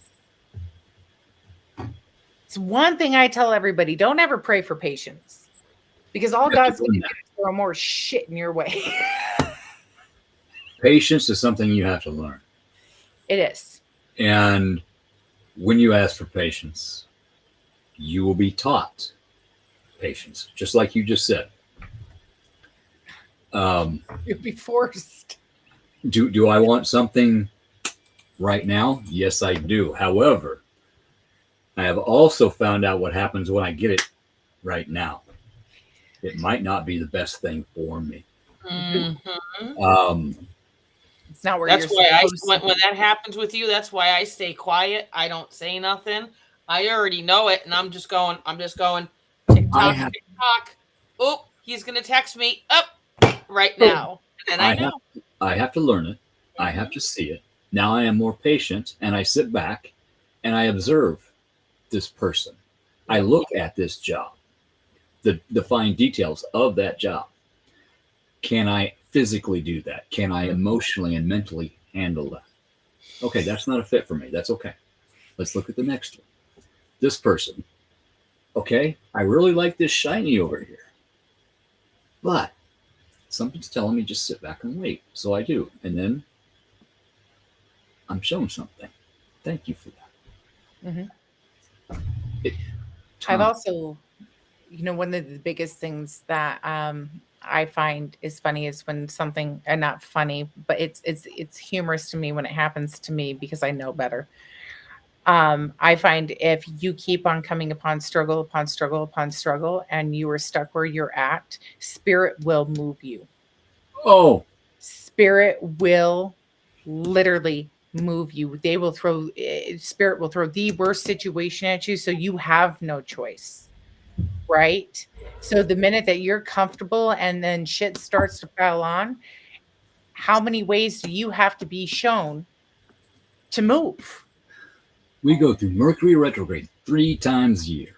Mercury brings up It's a son of a bitch, ain't it? present, and shows you, hey, here's something you might want to look at and start working on. Huh? And then when Pluto goes into retrograde, Pluto, Mercury's big little brother. Can I put on my bubble wrap suit, please? No, we're just gonna do it. Pluto says, picks you up by the back of the neck. You know what? Mercury gave you a few hints. We're doing this and we're doing this now, and then face plants you in the concrete. That's called Daddy Comes Home. Do you need to hit the wall? Are you listening yet? Douche, douche, douche. You're listening? Douche, Boom. Like I always say, Good. I always say Pluto is like the Hulk with Loki. When Puny God. Loki and he just goes douche, douche, douche, douche, douche, and then he goes, silly God. Like that's me with Pluto. Like I swear to God, douche, douche. That's like my favorite thing. Thanks. I love the Hulk. Yeah. My grandkids too. I love the fact that the grandboys love Hulk, and I'm like, yeah. I like the Hulk too because I'm always mad. That's the key. I'm always mad. Well, see, and that's you can change. We get to choose. Yeah, you can choose. Yeah, you get to choose. How are you going to use it? It's very difficult, but when we wake up in the morning, we get to choose what we're going to feel throughout the day. Oh yeah. Wake up, Monday, work's gonna suck. Guess what? It's gonna suck. Okay, it's Monday, it's another day. Let's go in, let's see what we got going. Okay, it's a hellhole. Let's see what we can do to repair the situation, make it better. It's how you look at the situation. Absolutely. And I'll use Mondays in my case. Jesse works 6 days a week. He comes home Saturday night. I have Sunday with him, and by 3:30 in the morning, he's gone. Okay.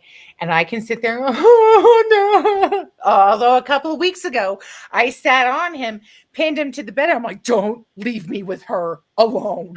Like, don't take her with you. But I wake up Monday mornings and my significant other is not going to be there. I don't sit around in some pity party and go, oh, he's not here.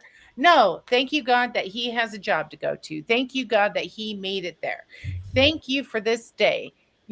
Thank you for giving me the air that I breathe. The minute that I pop open my eyes, I just become thankful for the next day. That's what the term good morning means. Yes. Good morning it's a good morning. You're still alive. It doesn't matter what condition you're in. You have another chance. Let's make a go out of this. And you know what? Monday's just one day closer to when he comes home again. So I'm not going to sit there and cry over Mondays being the worst day of the week. Actually, no, I think Sunday nights are. All right. Sunday night, I'm looking at him and I'm like, well, as much as I look forward to Jesse coming home, I know that when he gets home, he's just going to leave again. Right? I'm a military wife. I'm a military daughter. You know what? See ya. Build problems. See ya. Oh, you're being deployed. See ya.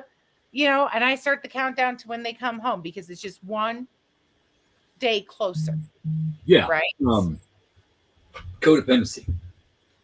Yeah. If you have to have somebody around you 24/7, you need to look in the mirror and find out what the issue is with you. Why you cannot be by yourself. You have to look through the forest from the trees. Yeah.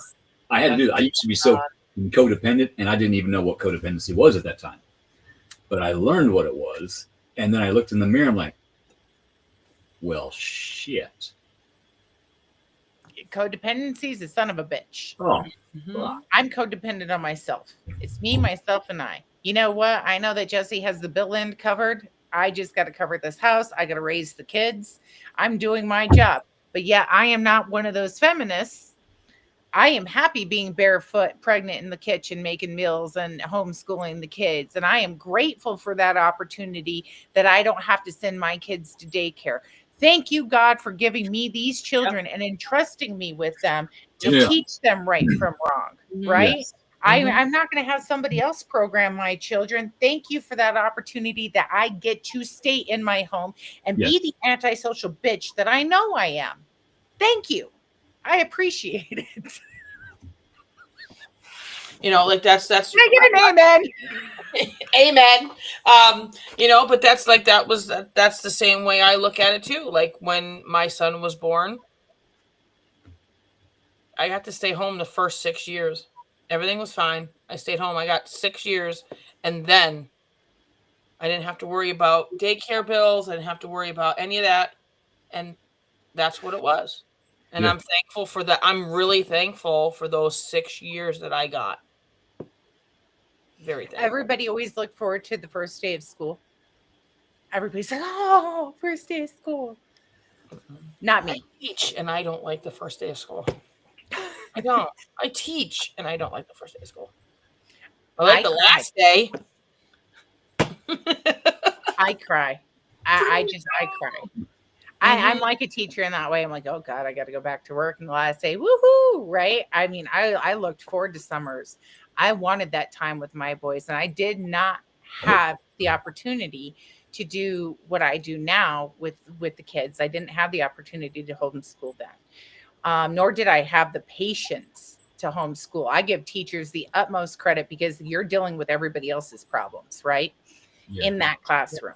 Oh, yeah. They expect us to do everything. Be mom, be dad, be the doctor, be the nurse, be the note taker. They expect me to raise them. They expect me to give them morals. And it's like, no. But do morals and the raisins on you. Relationships with them? Yes, I do. Do I help them out? Yes, I do. Do I teach in other ways besides the normal teaching? Yes, I do. You are dealing with every child's family's issues. Drama. In that one classroom. I could not do that. I commend you. I do too. But see, that's one of my. Well, I've come to understand when I was given another, like, hey, this is another thing that you do besides doing your like knowledge and the knower part of things. I get why I do what I do because I take all of that from them and I take it out of them and I give them. So when I give them the hugs in the morning, I'm taking all of that BS. I am recycling it and I am giving them something back. They have happiness, they have joy, they have love, they have everything. And they are a different kid. Alchemy. That is alchemy. Yep. Energetic alchemy. Yep. You are not changing physical gold or physical lead into physical gold. Nope. You are changing negative emotion into positive emotion, and that is energetic alchemy. And then, that's what I do. Yes. And see, and my thing is the other thing too is then in the process. That's what I tell everybody when I come home. It's I have to go ground. I have to because I can't hold it anymore. Because if I start to absorb it, forget about it. I'm horrible.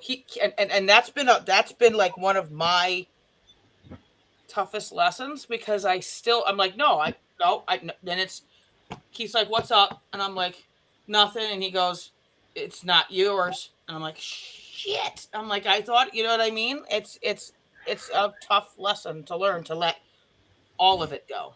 Mm-hmm. I find though that if I have something left over after grounding, I need to pay attention to that. Yes. That's my Yeah. It's still here because there's something to learn from it. There's something wrong. And that's the reason why I've always said the grade that I teach is where all my trauma started from. Imagine. So those kids have taught me in the last 10 years so much. Round think that. Round 6? 6. I think kids are so amazing. I there's only 2 children in my life that I have just right. Field day. God bless you, because mine's coming January. Oh, June 2nd. Sorry, go ahead, Jan. I'm sorry. I saw. No, I'm reading Lisa's comment, and I'm like, I was always that parent. I'd show up for field trip day, and you know how you give the parents, X amount of kids, and they go off. I was the parent that none of the other parents mattered. They all wanted to go with me because I'm down in the dirt with them. I'm looking at the animals. We're talking about cool things. Like we're going to make fun. I become a kid myself. Looking through the eyes of a child is one of the greatest gifts that they just hear. Well, that's the goal. Faith like a. Ooh, here's another one, Keith. Faith like a child. Yeah. Man, it's like somebody's channeling me or something. I actually say that. Have faith like a child. Have faith like a child. It's the truth. And it's strong. It's untainted. And you want to grow that faith, right? You want to grow that child. You don't want to give them the donut glazed eyes. By the time they get to 6th grade, there's nothing there. It's just glazed, right? And they're going into puberty and they're going into this phase. I think 7th grade is the hardest grade I've ever had to deal with in my life. And I have raised a lot of kids, and 7th grade, there's something about it. And it's a transition phase. And it's not that I'm not good with that transition phase, is I feel so bad and I just want to do it for them because I know what struggle it is. But they got to learn themselves, but with guidance. Right. My son, I love him to death, but he kept telling me, I would give him words are not coming for me. That's all right. I would give him examples of my past, how I screwed up because he was in a similar situation. I would try to teach him that if I would have done this instead of this, my life would be better. I got to learn my own lessons. You know what? Yes, he did. And yes, he did. Give them perspective. Like you can give them an option. But I thought I could help. But I did the parent. It's not a cigarette you need. It's something a little stronger than that. I'm going to say that right now. If I could drink on the job, I think I probably would. Yeah, I understand. Keith, after raising all the boys and everything else, I learned that giving examples of my life just wasn't going to work.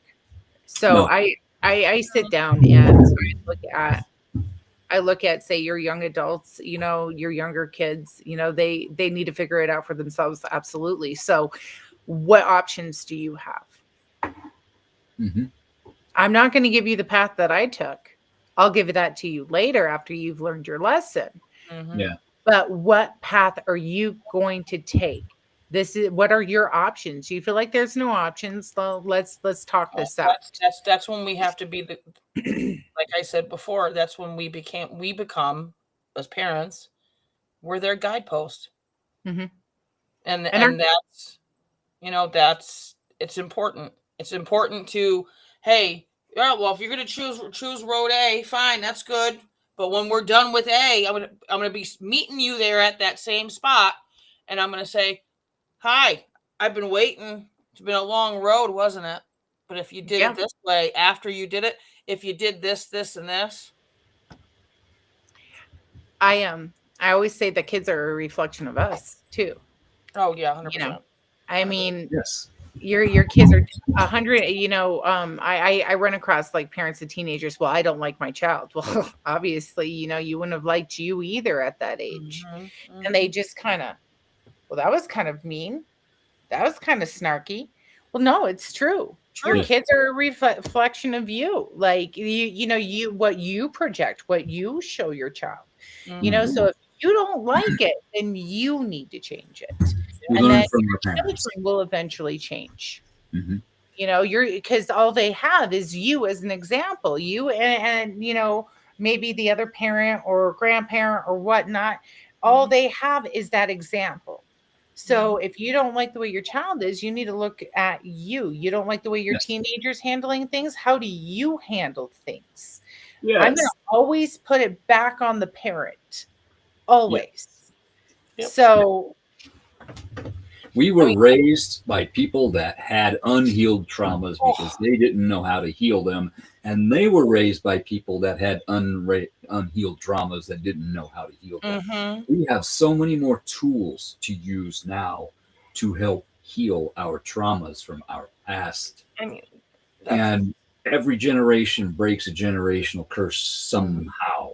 somehow, some way, So or teach your children right from wrong, Mhm. truth from lie. Mhm. Teach them by example. Yep. If they see you lying, Oh, they're gonna lie 100%. guess what? Oh, it's okay to lie to get out of trouble. Yep. Why did you lie to me? Because I didn't want to get in trouble. if you find that your kid's hiding secrets, well, how many times did you tell them, well, this is a secret? Secret, don't say nothing. Don't say Yes. anything. There There are like no that's secrets in this house. because like that's a lot of people like say about my son, for example. They're just like, wow.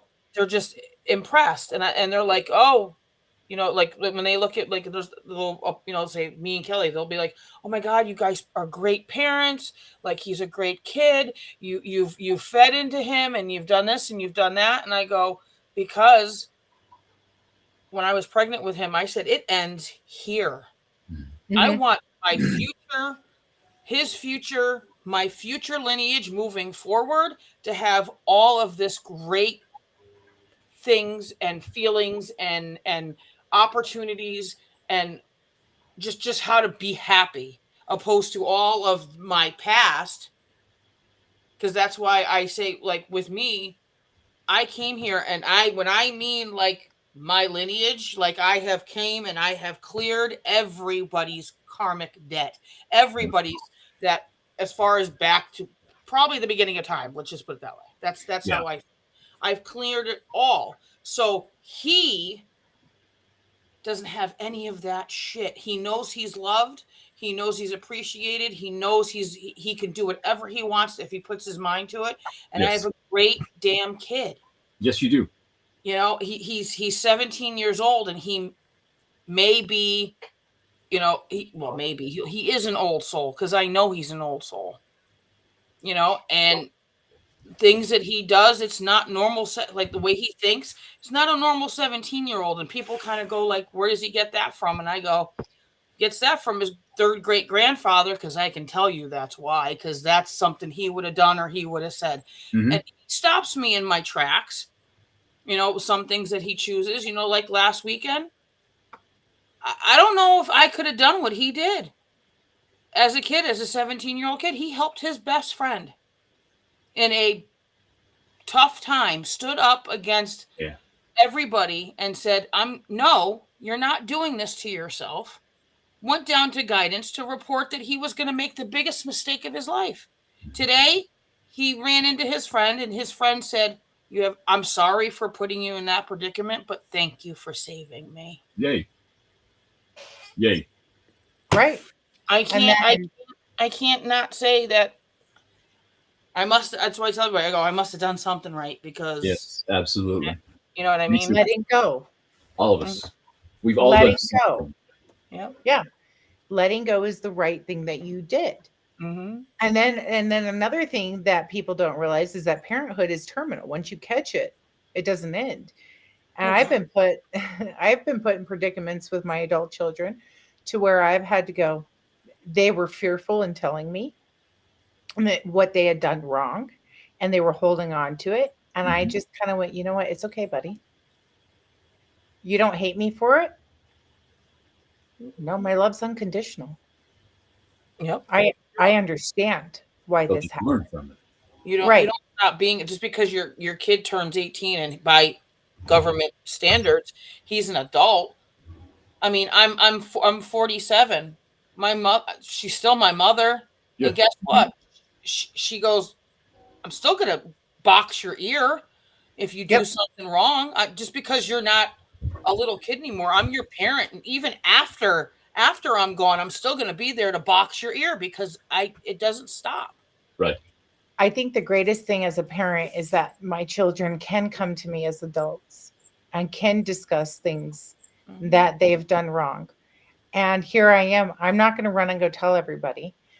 It's between my child and I. And we're going to sit down. We're going to discuss it. We're going to talk about why we did that choice and what possibly can be wrong. I'm never going to scold them. Right? I'm never going to be like, yeah, you fucking know better. It That's doesn't not do what- nothing if you do that. All it has, Right. It all you builds do is that wall make up. them and make them feel worse. I want my children to always be able to come to me and be like, you know, Mom, I really messed up. You know, because if you're there for the I really fuck up moments, you're going to be there for the, hey, guess what? You know, 100%. 100%. and even in that fuck up moment, if you Mhm. turn around and say, you know what, I'm proud of you for coming to me, Mhm. and you have that patience and you have that love and you have that understanding that they're a human being and they're never going to be perfect. And they're learning the hardest lessons of their lives. I don't Yeah. care if you are 45, 80, 90.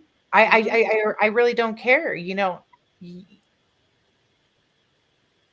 That's the most important thing.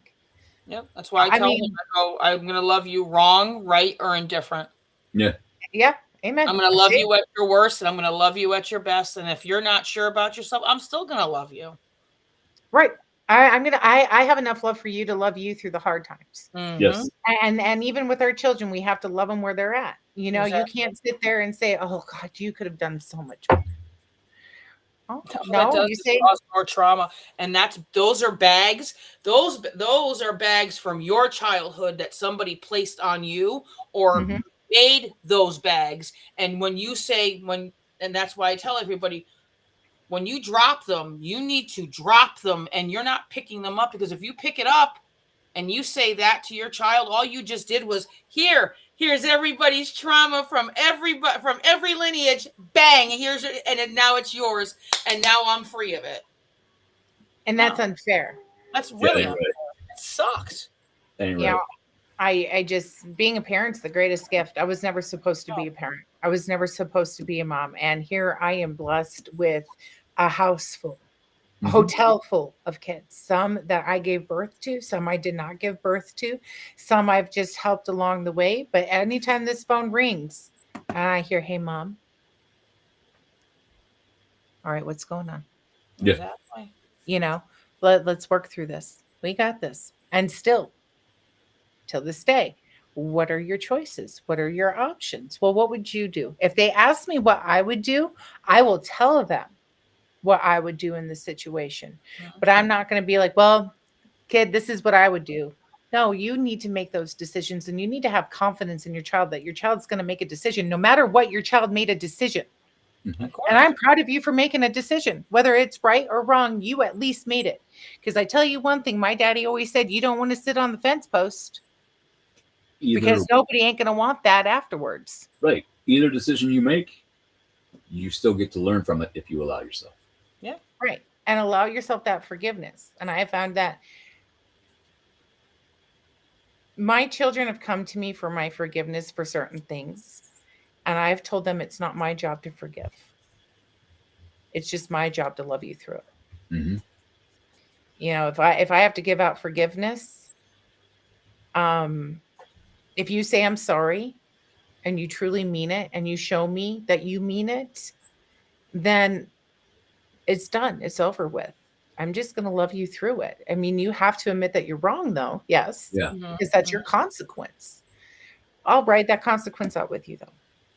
I'll be by your side with that consequence.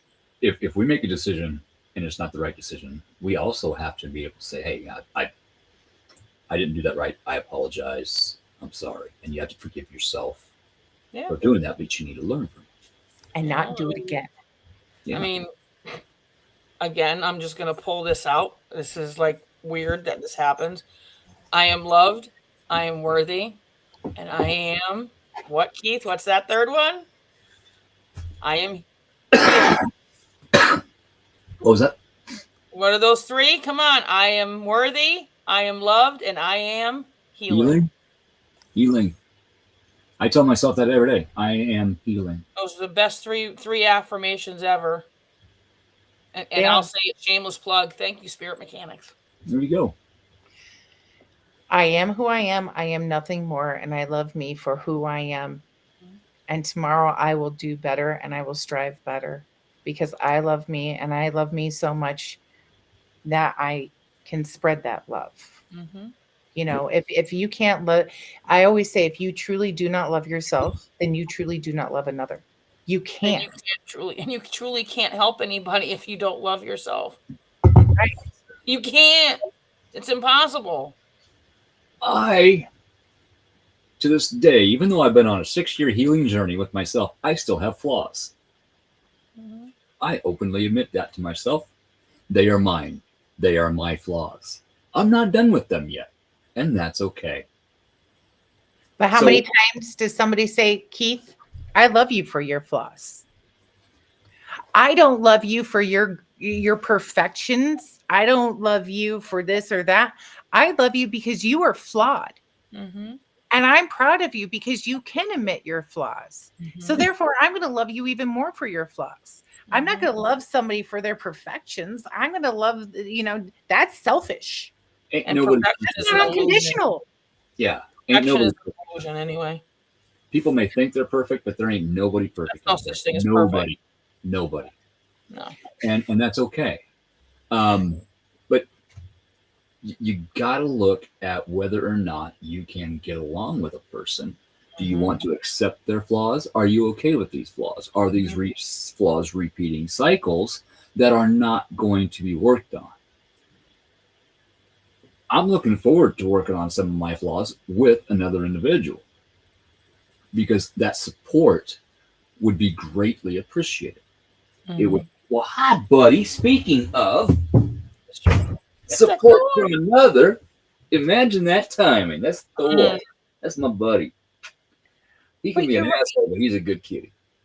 Us as humans need companions. We need somebody that is unconditional. We really do, and that's it's the most important thing. I feel like if I like Jesse loved me through 200% estrogen. That's love. That is love. I was so angry before my hysterectomy. I was so mean. I was so nasty. And he goes, that's okay because I know this isn't who you are. And I love you regardless. I had the worst road rage. I'm sure he was waiting for a phone call to come bail me out of jail. All right. And afterwards, I looked at him. I had my hysterectomy, my hormones balanced out. And I said, thank you for loving me at my worst. Thank you for being loving you where you were at and meeting you where you were at and helping me. Mm-hmm. He got me at my worst time. I was so sick. I was so, well, Keith knows. Yeah. That's why he's choking on words. It's not my story to tell, girl. And I couldn't do my work. And I couldn't be who I was. Hormones are a son of a bitch. I was legally insane. Like Jesse used to joke around saying I should either have a shirt or a license that says I'm legally insane. You want to mess with 200% estrogen? Do you want to borrow my straitjacket? It's in the drawer. Right. There are times that I should have been, and I look at he actually has one. I do. I can get it out Ashley right has now. one. Isn't it He's purple? kinky like that. Black. Oh, black. That's right. The I other see Scorpio that. color. He's kinky like that, Renee. I like to not think that side of that, Scorpio. If I don't Yeah, have to.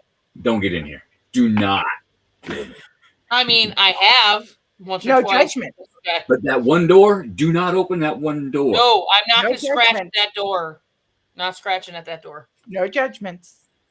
No judgments. You want to see my closet? You've ripped the door off of it, so yeah, we kind of see some of it. Notice how my closet door is still shut. Oh my That'll closet be Yeah, door is yours is just gonna bust right open anyway. It'll Mine- be open in 2 weeks. You know what? If you're willing to walk into my closet, tough If you're love. willing to meet, that's what I always tell everybody. Like when you come into my circle, I said, if you're willing to sit with me in the dark and see how crazy and how dark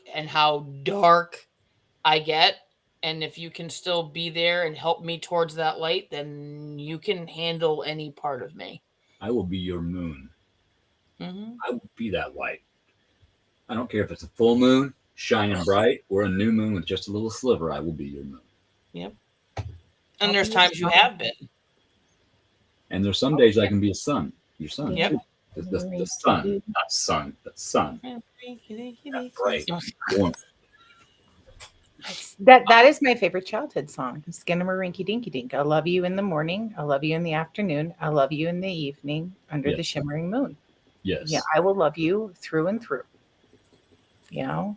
I'm not, I've got a dark side.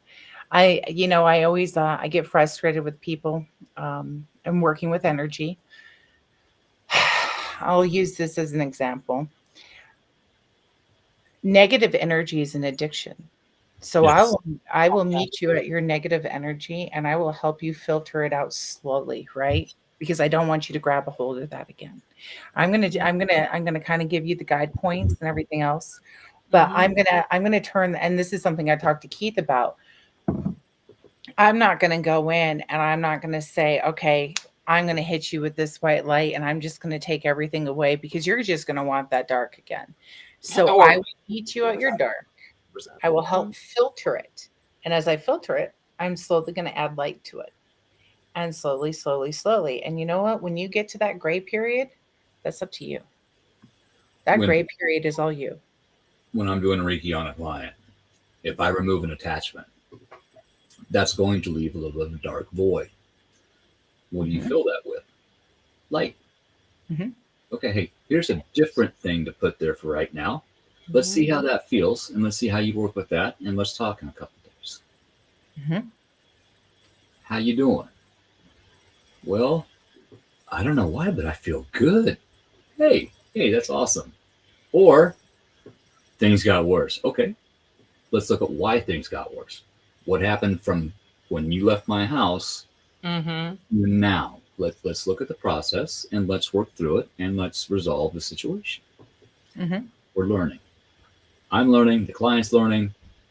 The attachment that I removed, learned. Just saying. Always one sometimes, but yeah. But when you remove an attachment from an individual via Reiki, paranormal investigation, whatever, that does leave a void.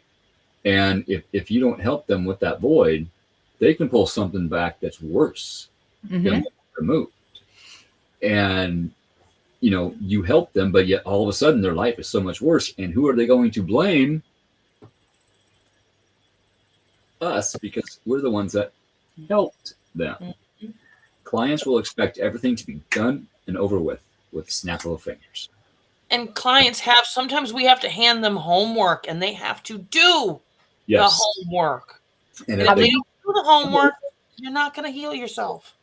And we can tell if they've done their homework, just like a teacher can tell if the student's done the homework. Exactly.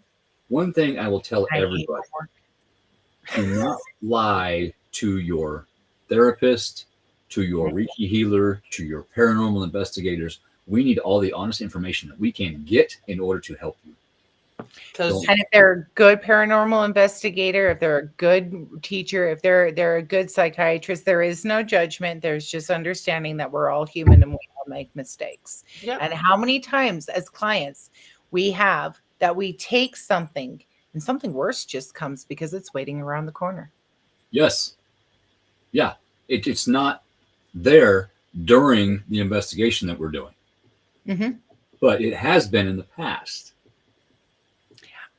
I went to a family member that lives in another town 10 miles away.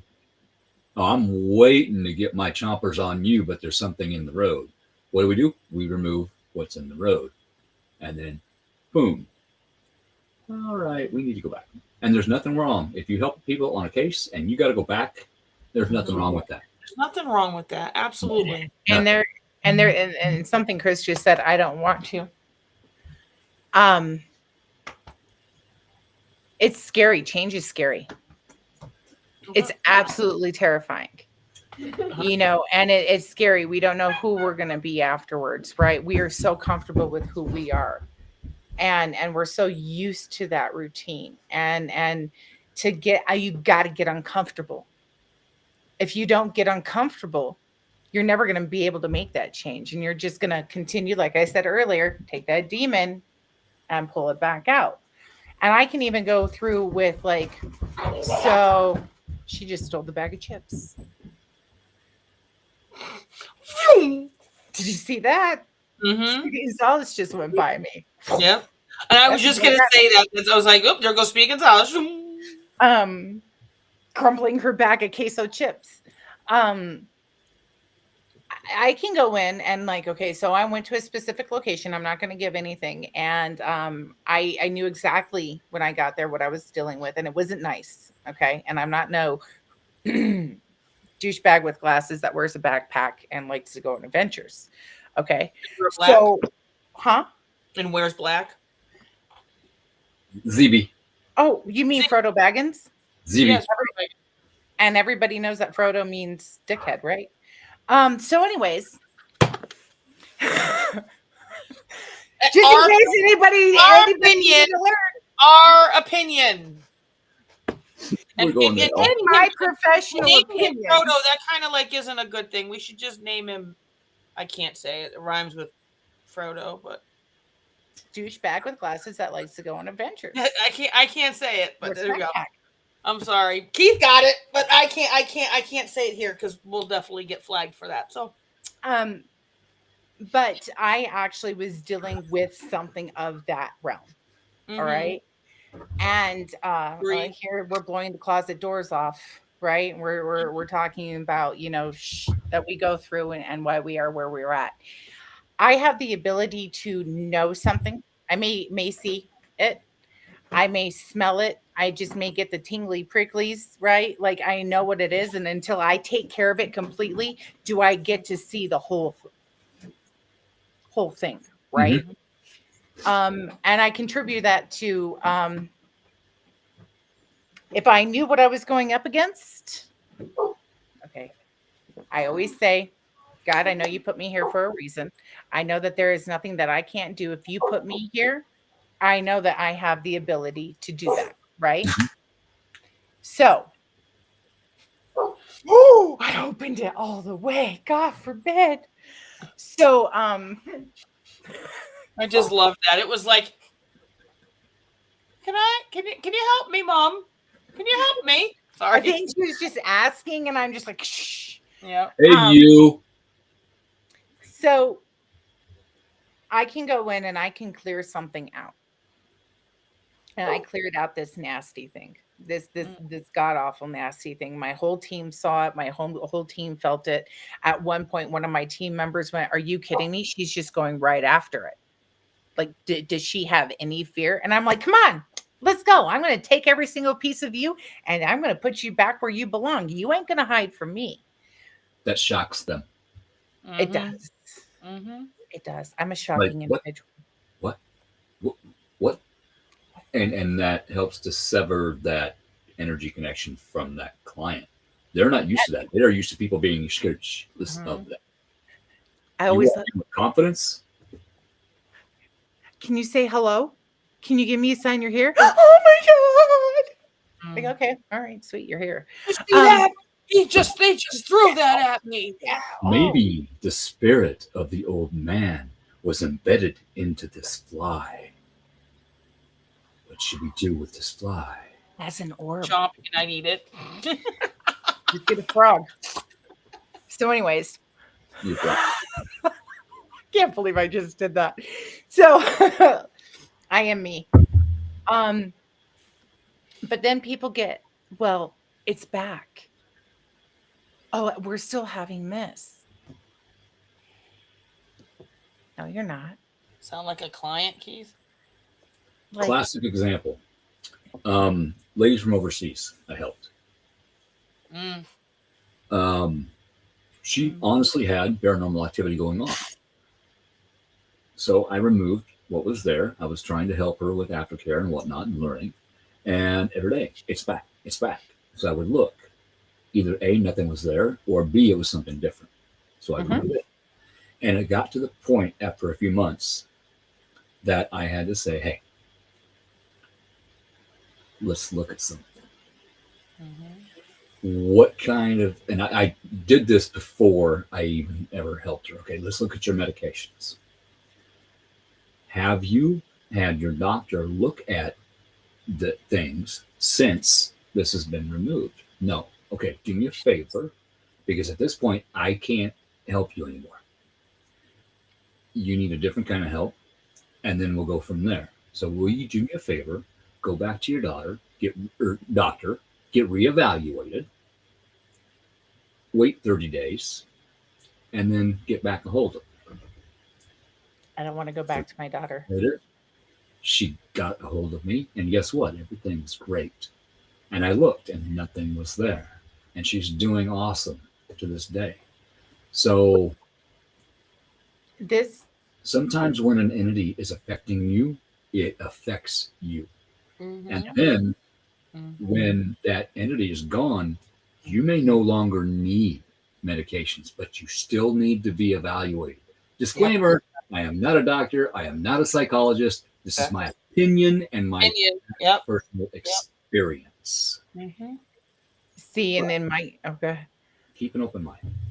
Yeah. And my, and the place that I went and I did this, they had something nasty, and it was in an old church. I will just say that. And I had to explain to them, listen, you know those little demons that people let go of? You know, their own personal ones? It's this. It is a rake's job to bring it back to where it needs to go. So if you truly let go of something, right, that rake is going to take it. I'm not scared of rakes, because if you give the rake your demons and go, here, this is your job. This is what you're meant to do. I'm going to give this to you. And you know what? You go deal with, you go put it where it needs to be. And it needs a job.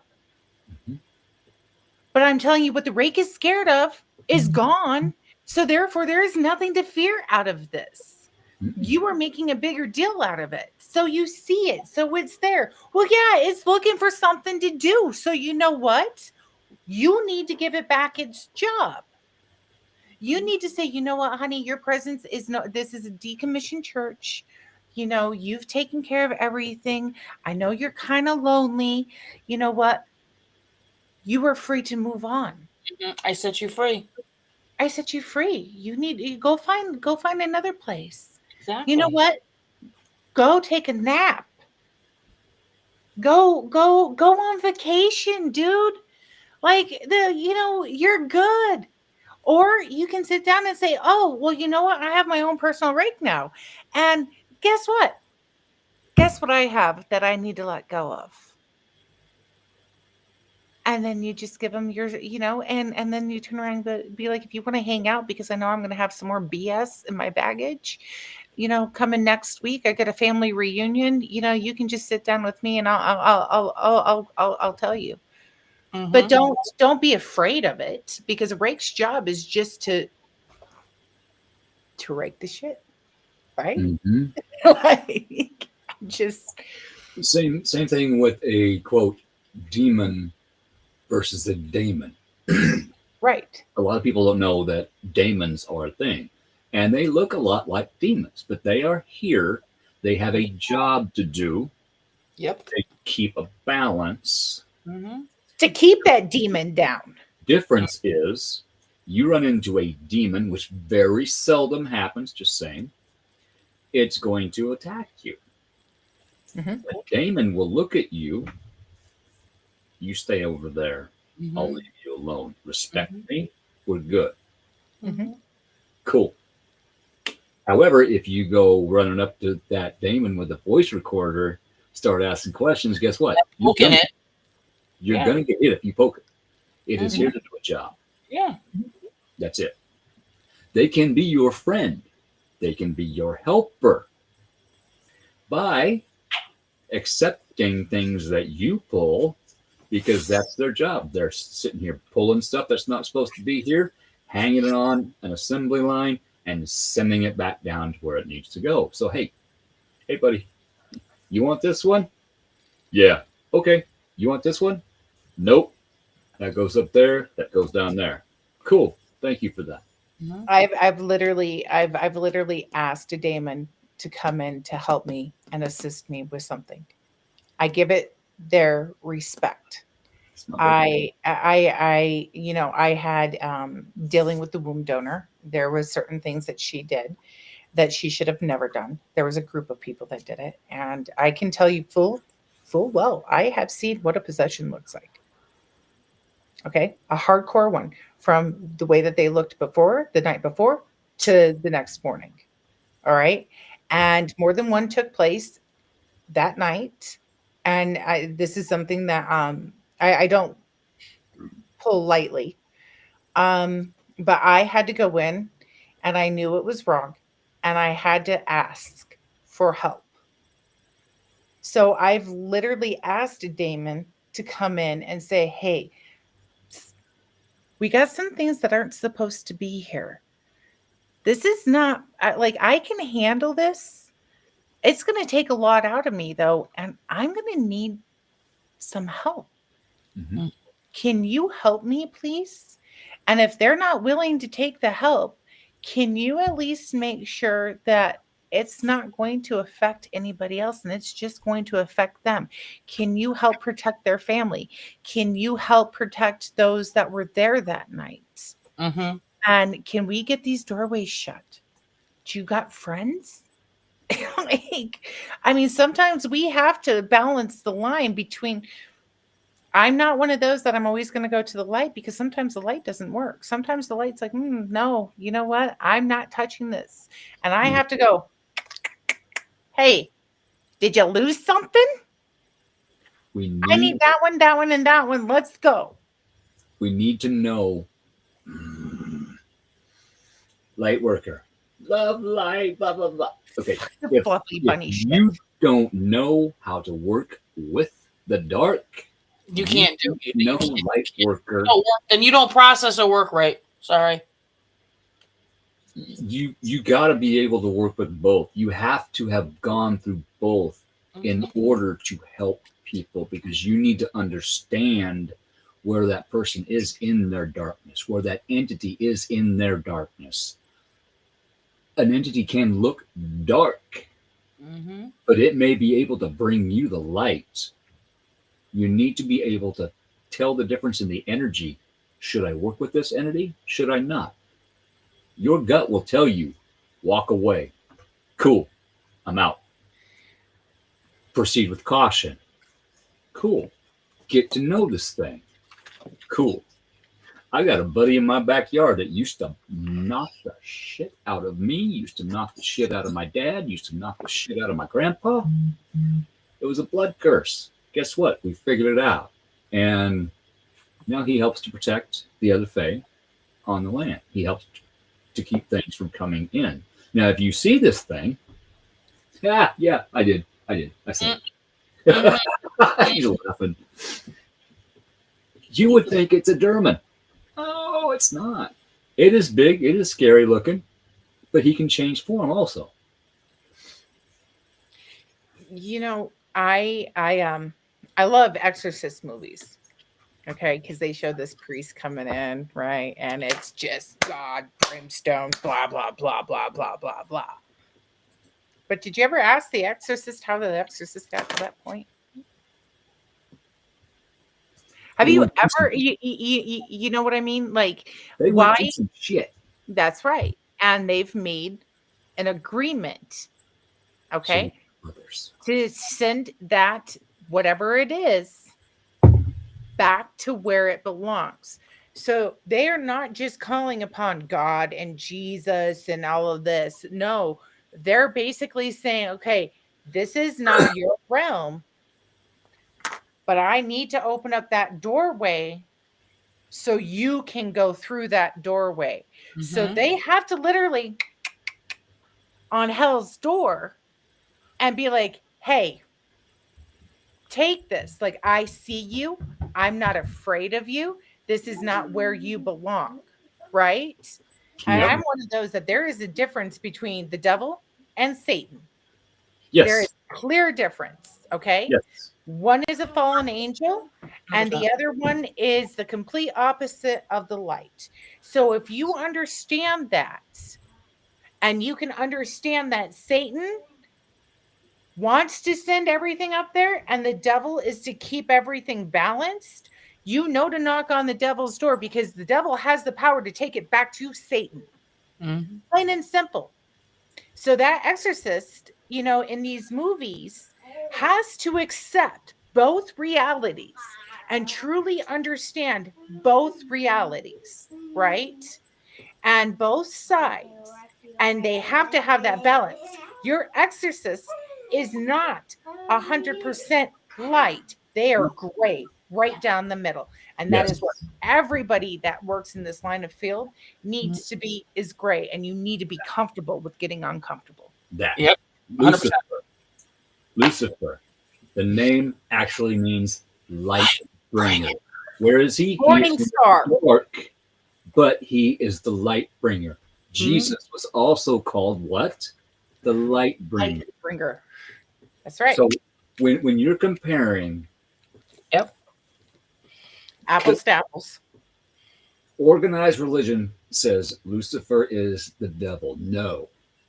Lucifer That's King James saying that. bay. Lucifer keeps Satan at bay in that realm. Saving us. What did Jesus do? Saved us. What did Jesus do? Tries to teach us. Mm-hmm. What does Lucifer do? Tries to teach us by allowing us to see our own darkness. Reflection. And when we do that, Mm-hmm. we can find the light. I sat here in a dark. You know what? I will save that for a couple of weeks. You know, I can sit down and I can say I sat in the dark for a very long time. Okay. I sat in the dark and I got comfortable in the dark.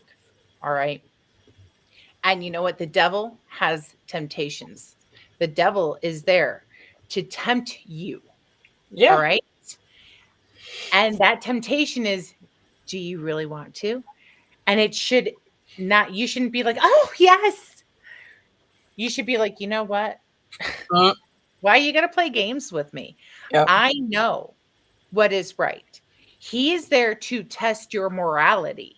He is there to test you. And to him, that's his job. Yep. Okay, that's like I'm not going to hire somebody that can't pass the test to work for the job. He was strong enough to do the job. People say he was a fallen angel. I believe he was sent. He is sent. Oh, Yeah, sent. I can say One I above, walk with the one devil below. every day. Balance. As above, so below. Mm-hmm. He is the gray. And it's not that he wants you to fail. He wants you to succeed Yes. to that light. Yes. And that's the one thing that people need to understand is if you can look at it from that point of view, you can get through life.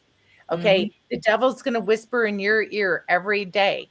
And it is your choice whether you listen to him or not. Exactly. Okay. It is your that. choice whether you're going to elevate yourself or you're going to lower yourself. All he's doing is handing you the fucking option. Yep. Yeah. Plain and simple. Yep. We 100%. have we're given keys, and it's up to us to know how to learn to use them. Renee knows the keys I'm speaking of. I'm not Yep. going to go into what keys those are, but it took me a little bit to learn. Mm-hmm. But I am Same. grateful for those keys because I can use those keys to help others. Keys open doors. Keys lock doors. Mm-hmm.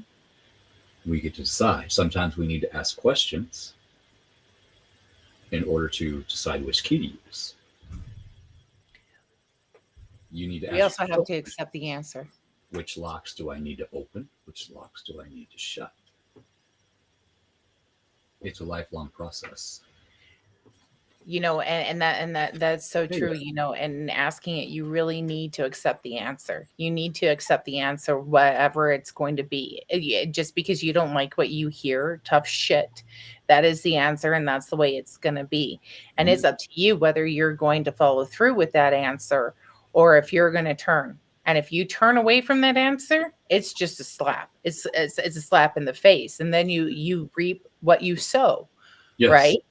So, and these are things that I was taught by my great grandparents, mostly my great grandmother, and my grandmother had a lot of influence in it too. You know, that's where they said you were given these gifts and you need to know both sides and you need to understand both sides of the story. And so I wasn't just, I always say, you know, I was taught to be Catholic on the outside, but on the inside, I was taught the balance of the world and why it is the way it is, and how to accept that, and that's it's the hardest part. It is hard to have wisdom in today's day and age. It really is. It's so frustrating, especially when it's so clear to you, but everybody else has this glazed donut effect. And that's where we are easily influenced. Too many people, when the devil gives the option, decide to take the lesser route instead of the higher route. Easy. You know, when you're given that option and you're given that tough choice, that is a soul. How do I want to put that? It's a soul choice. Mm-hmm. You know, and yes, resistance causes more discomfort and you may not be comfortable, but I'm going to tell you that the path to heaven is not easily paved. It is going to be rocky. It's going to be filled with goat heads. It's going to have cactus. It's going to be dangerous. And you know what? You have to fucking earn it. It's not just something that's handed to you in that instant gratification. And that's where the devil tempts you, is that instant gratification. And what do we have in today's society and world is that now. Now, gratification. Oh, I can buy that just right now instead of, you know what? I need. You can't just plant a seed though. You have to nurture that seed until it's able to grow on its own. Or we plant it, somebody else waters it, and somebody else has it, they get mad at us. Somebody else waters it, they get mad at them. Somebody else fertilizes it, they get mad at them. And then all of a sudden, that seed is poking through and seeing the sunlight. It's like, okay, thank you for planting me. Thank you for watering me. Thank you for fertilizing me. I always make it, I use the female theory. I let them think that it's their own idea. Yeah. Planting a seed, conversation, planting a seed. Somebody else waters the seed. Somebody else fertilizes the seed. And then the seed grows. Exactly. And you got to let that seed sit in darkness to root. Yeah. It has to have that base. That's our, you know, that's the grounding. You know, you have to teach somebody how to ground with their feet. Yeah. Before they can ground with their hands and tilt their head up and allow everything in. Yeah. My seed potatoes, for instance, they are in the basement in a nice, cool, dark spot. What happens when you put a potato in a nice, cool, dark spot? it develops eyes. And what do those eyes do? They grow Mm-hmm. into this nice, green, beautiful plant that gives you flowers. Yes, potatoes flower. Mm-hmm. And then the vines fall over and dry out. And that's when you know you can dig the new potatoes up and you can either eat them, they give you sustenance. What you buried feeds you. So if you take what you buried out and look at it, take a taste of it, take a bite of it, it can feed you and teach you. I always use the walking onion. Oh my God, I am still trying to get rid of those. Those I love walking onions. Asparagus. Egyptian walking onions come up and at the tip or sometimes in the middle of the green shoot, it makes more little bitty onions. And then they fall down and they grow. They grow. And it's hell to get rid of. They will overtake your entire garden, and I'm still pulling them out. And sometimes you have to let that plant grow, and the fruit that's rotten, don't ever throw it away. You let it drop because it reseeds and it grows a new plant, and then you bear more fruit, right? Like my tomato plants, I hardly ever had to go get a new tomato plant because my tomatoes would rot, a bird would pick at it, something would knock it off, and I would just let it, and it fertilizes the ground, right? It's giving back the nutrition, and it's the seeds again, just like sunflower seeds. There's a sunflower thing again.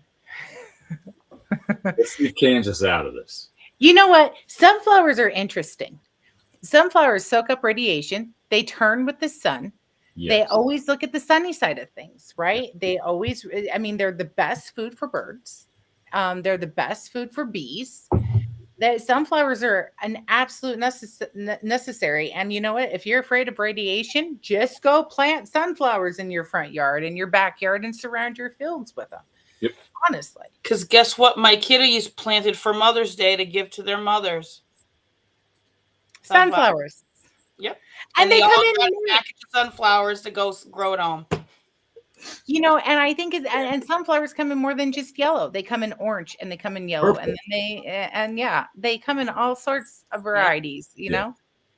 But I like tending gardens. I like taking the weeds. I like pulling the weeds. Oh, I like you got to pull them, and you got to pull them by the root. Mm-hmm.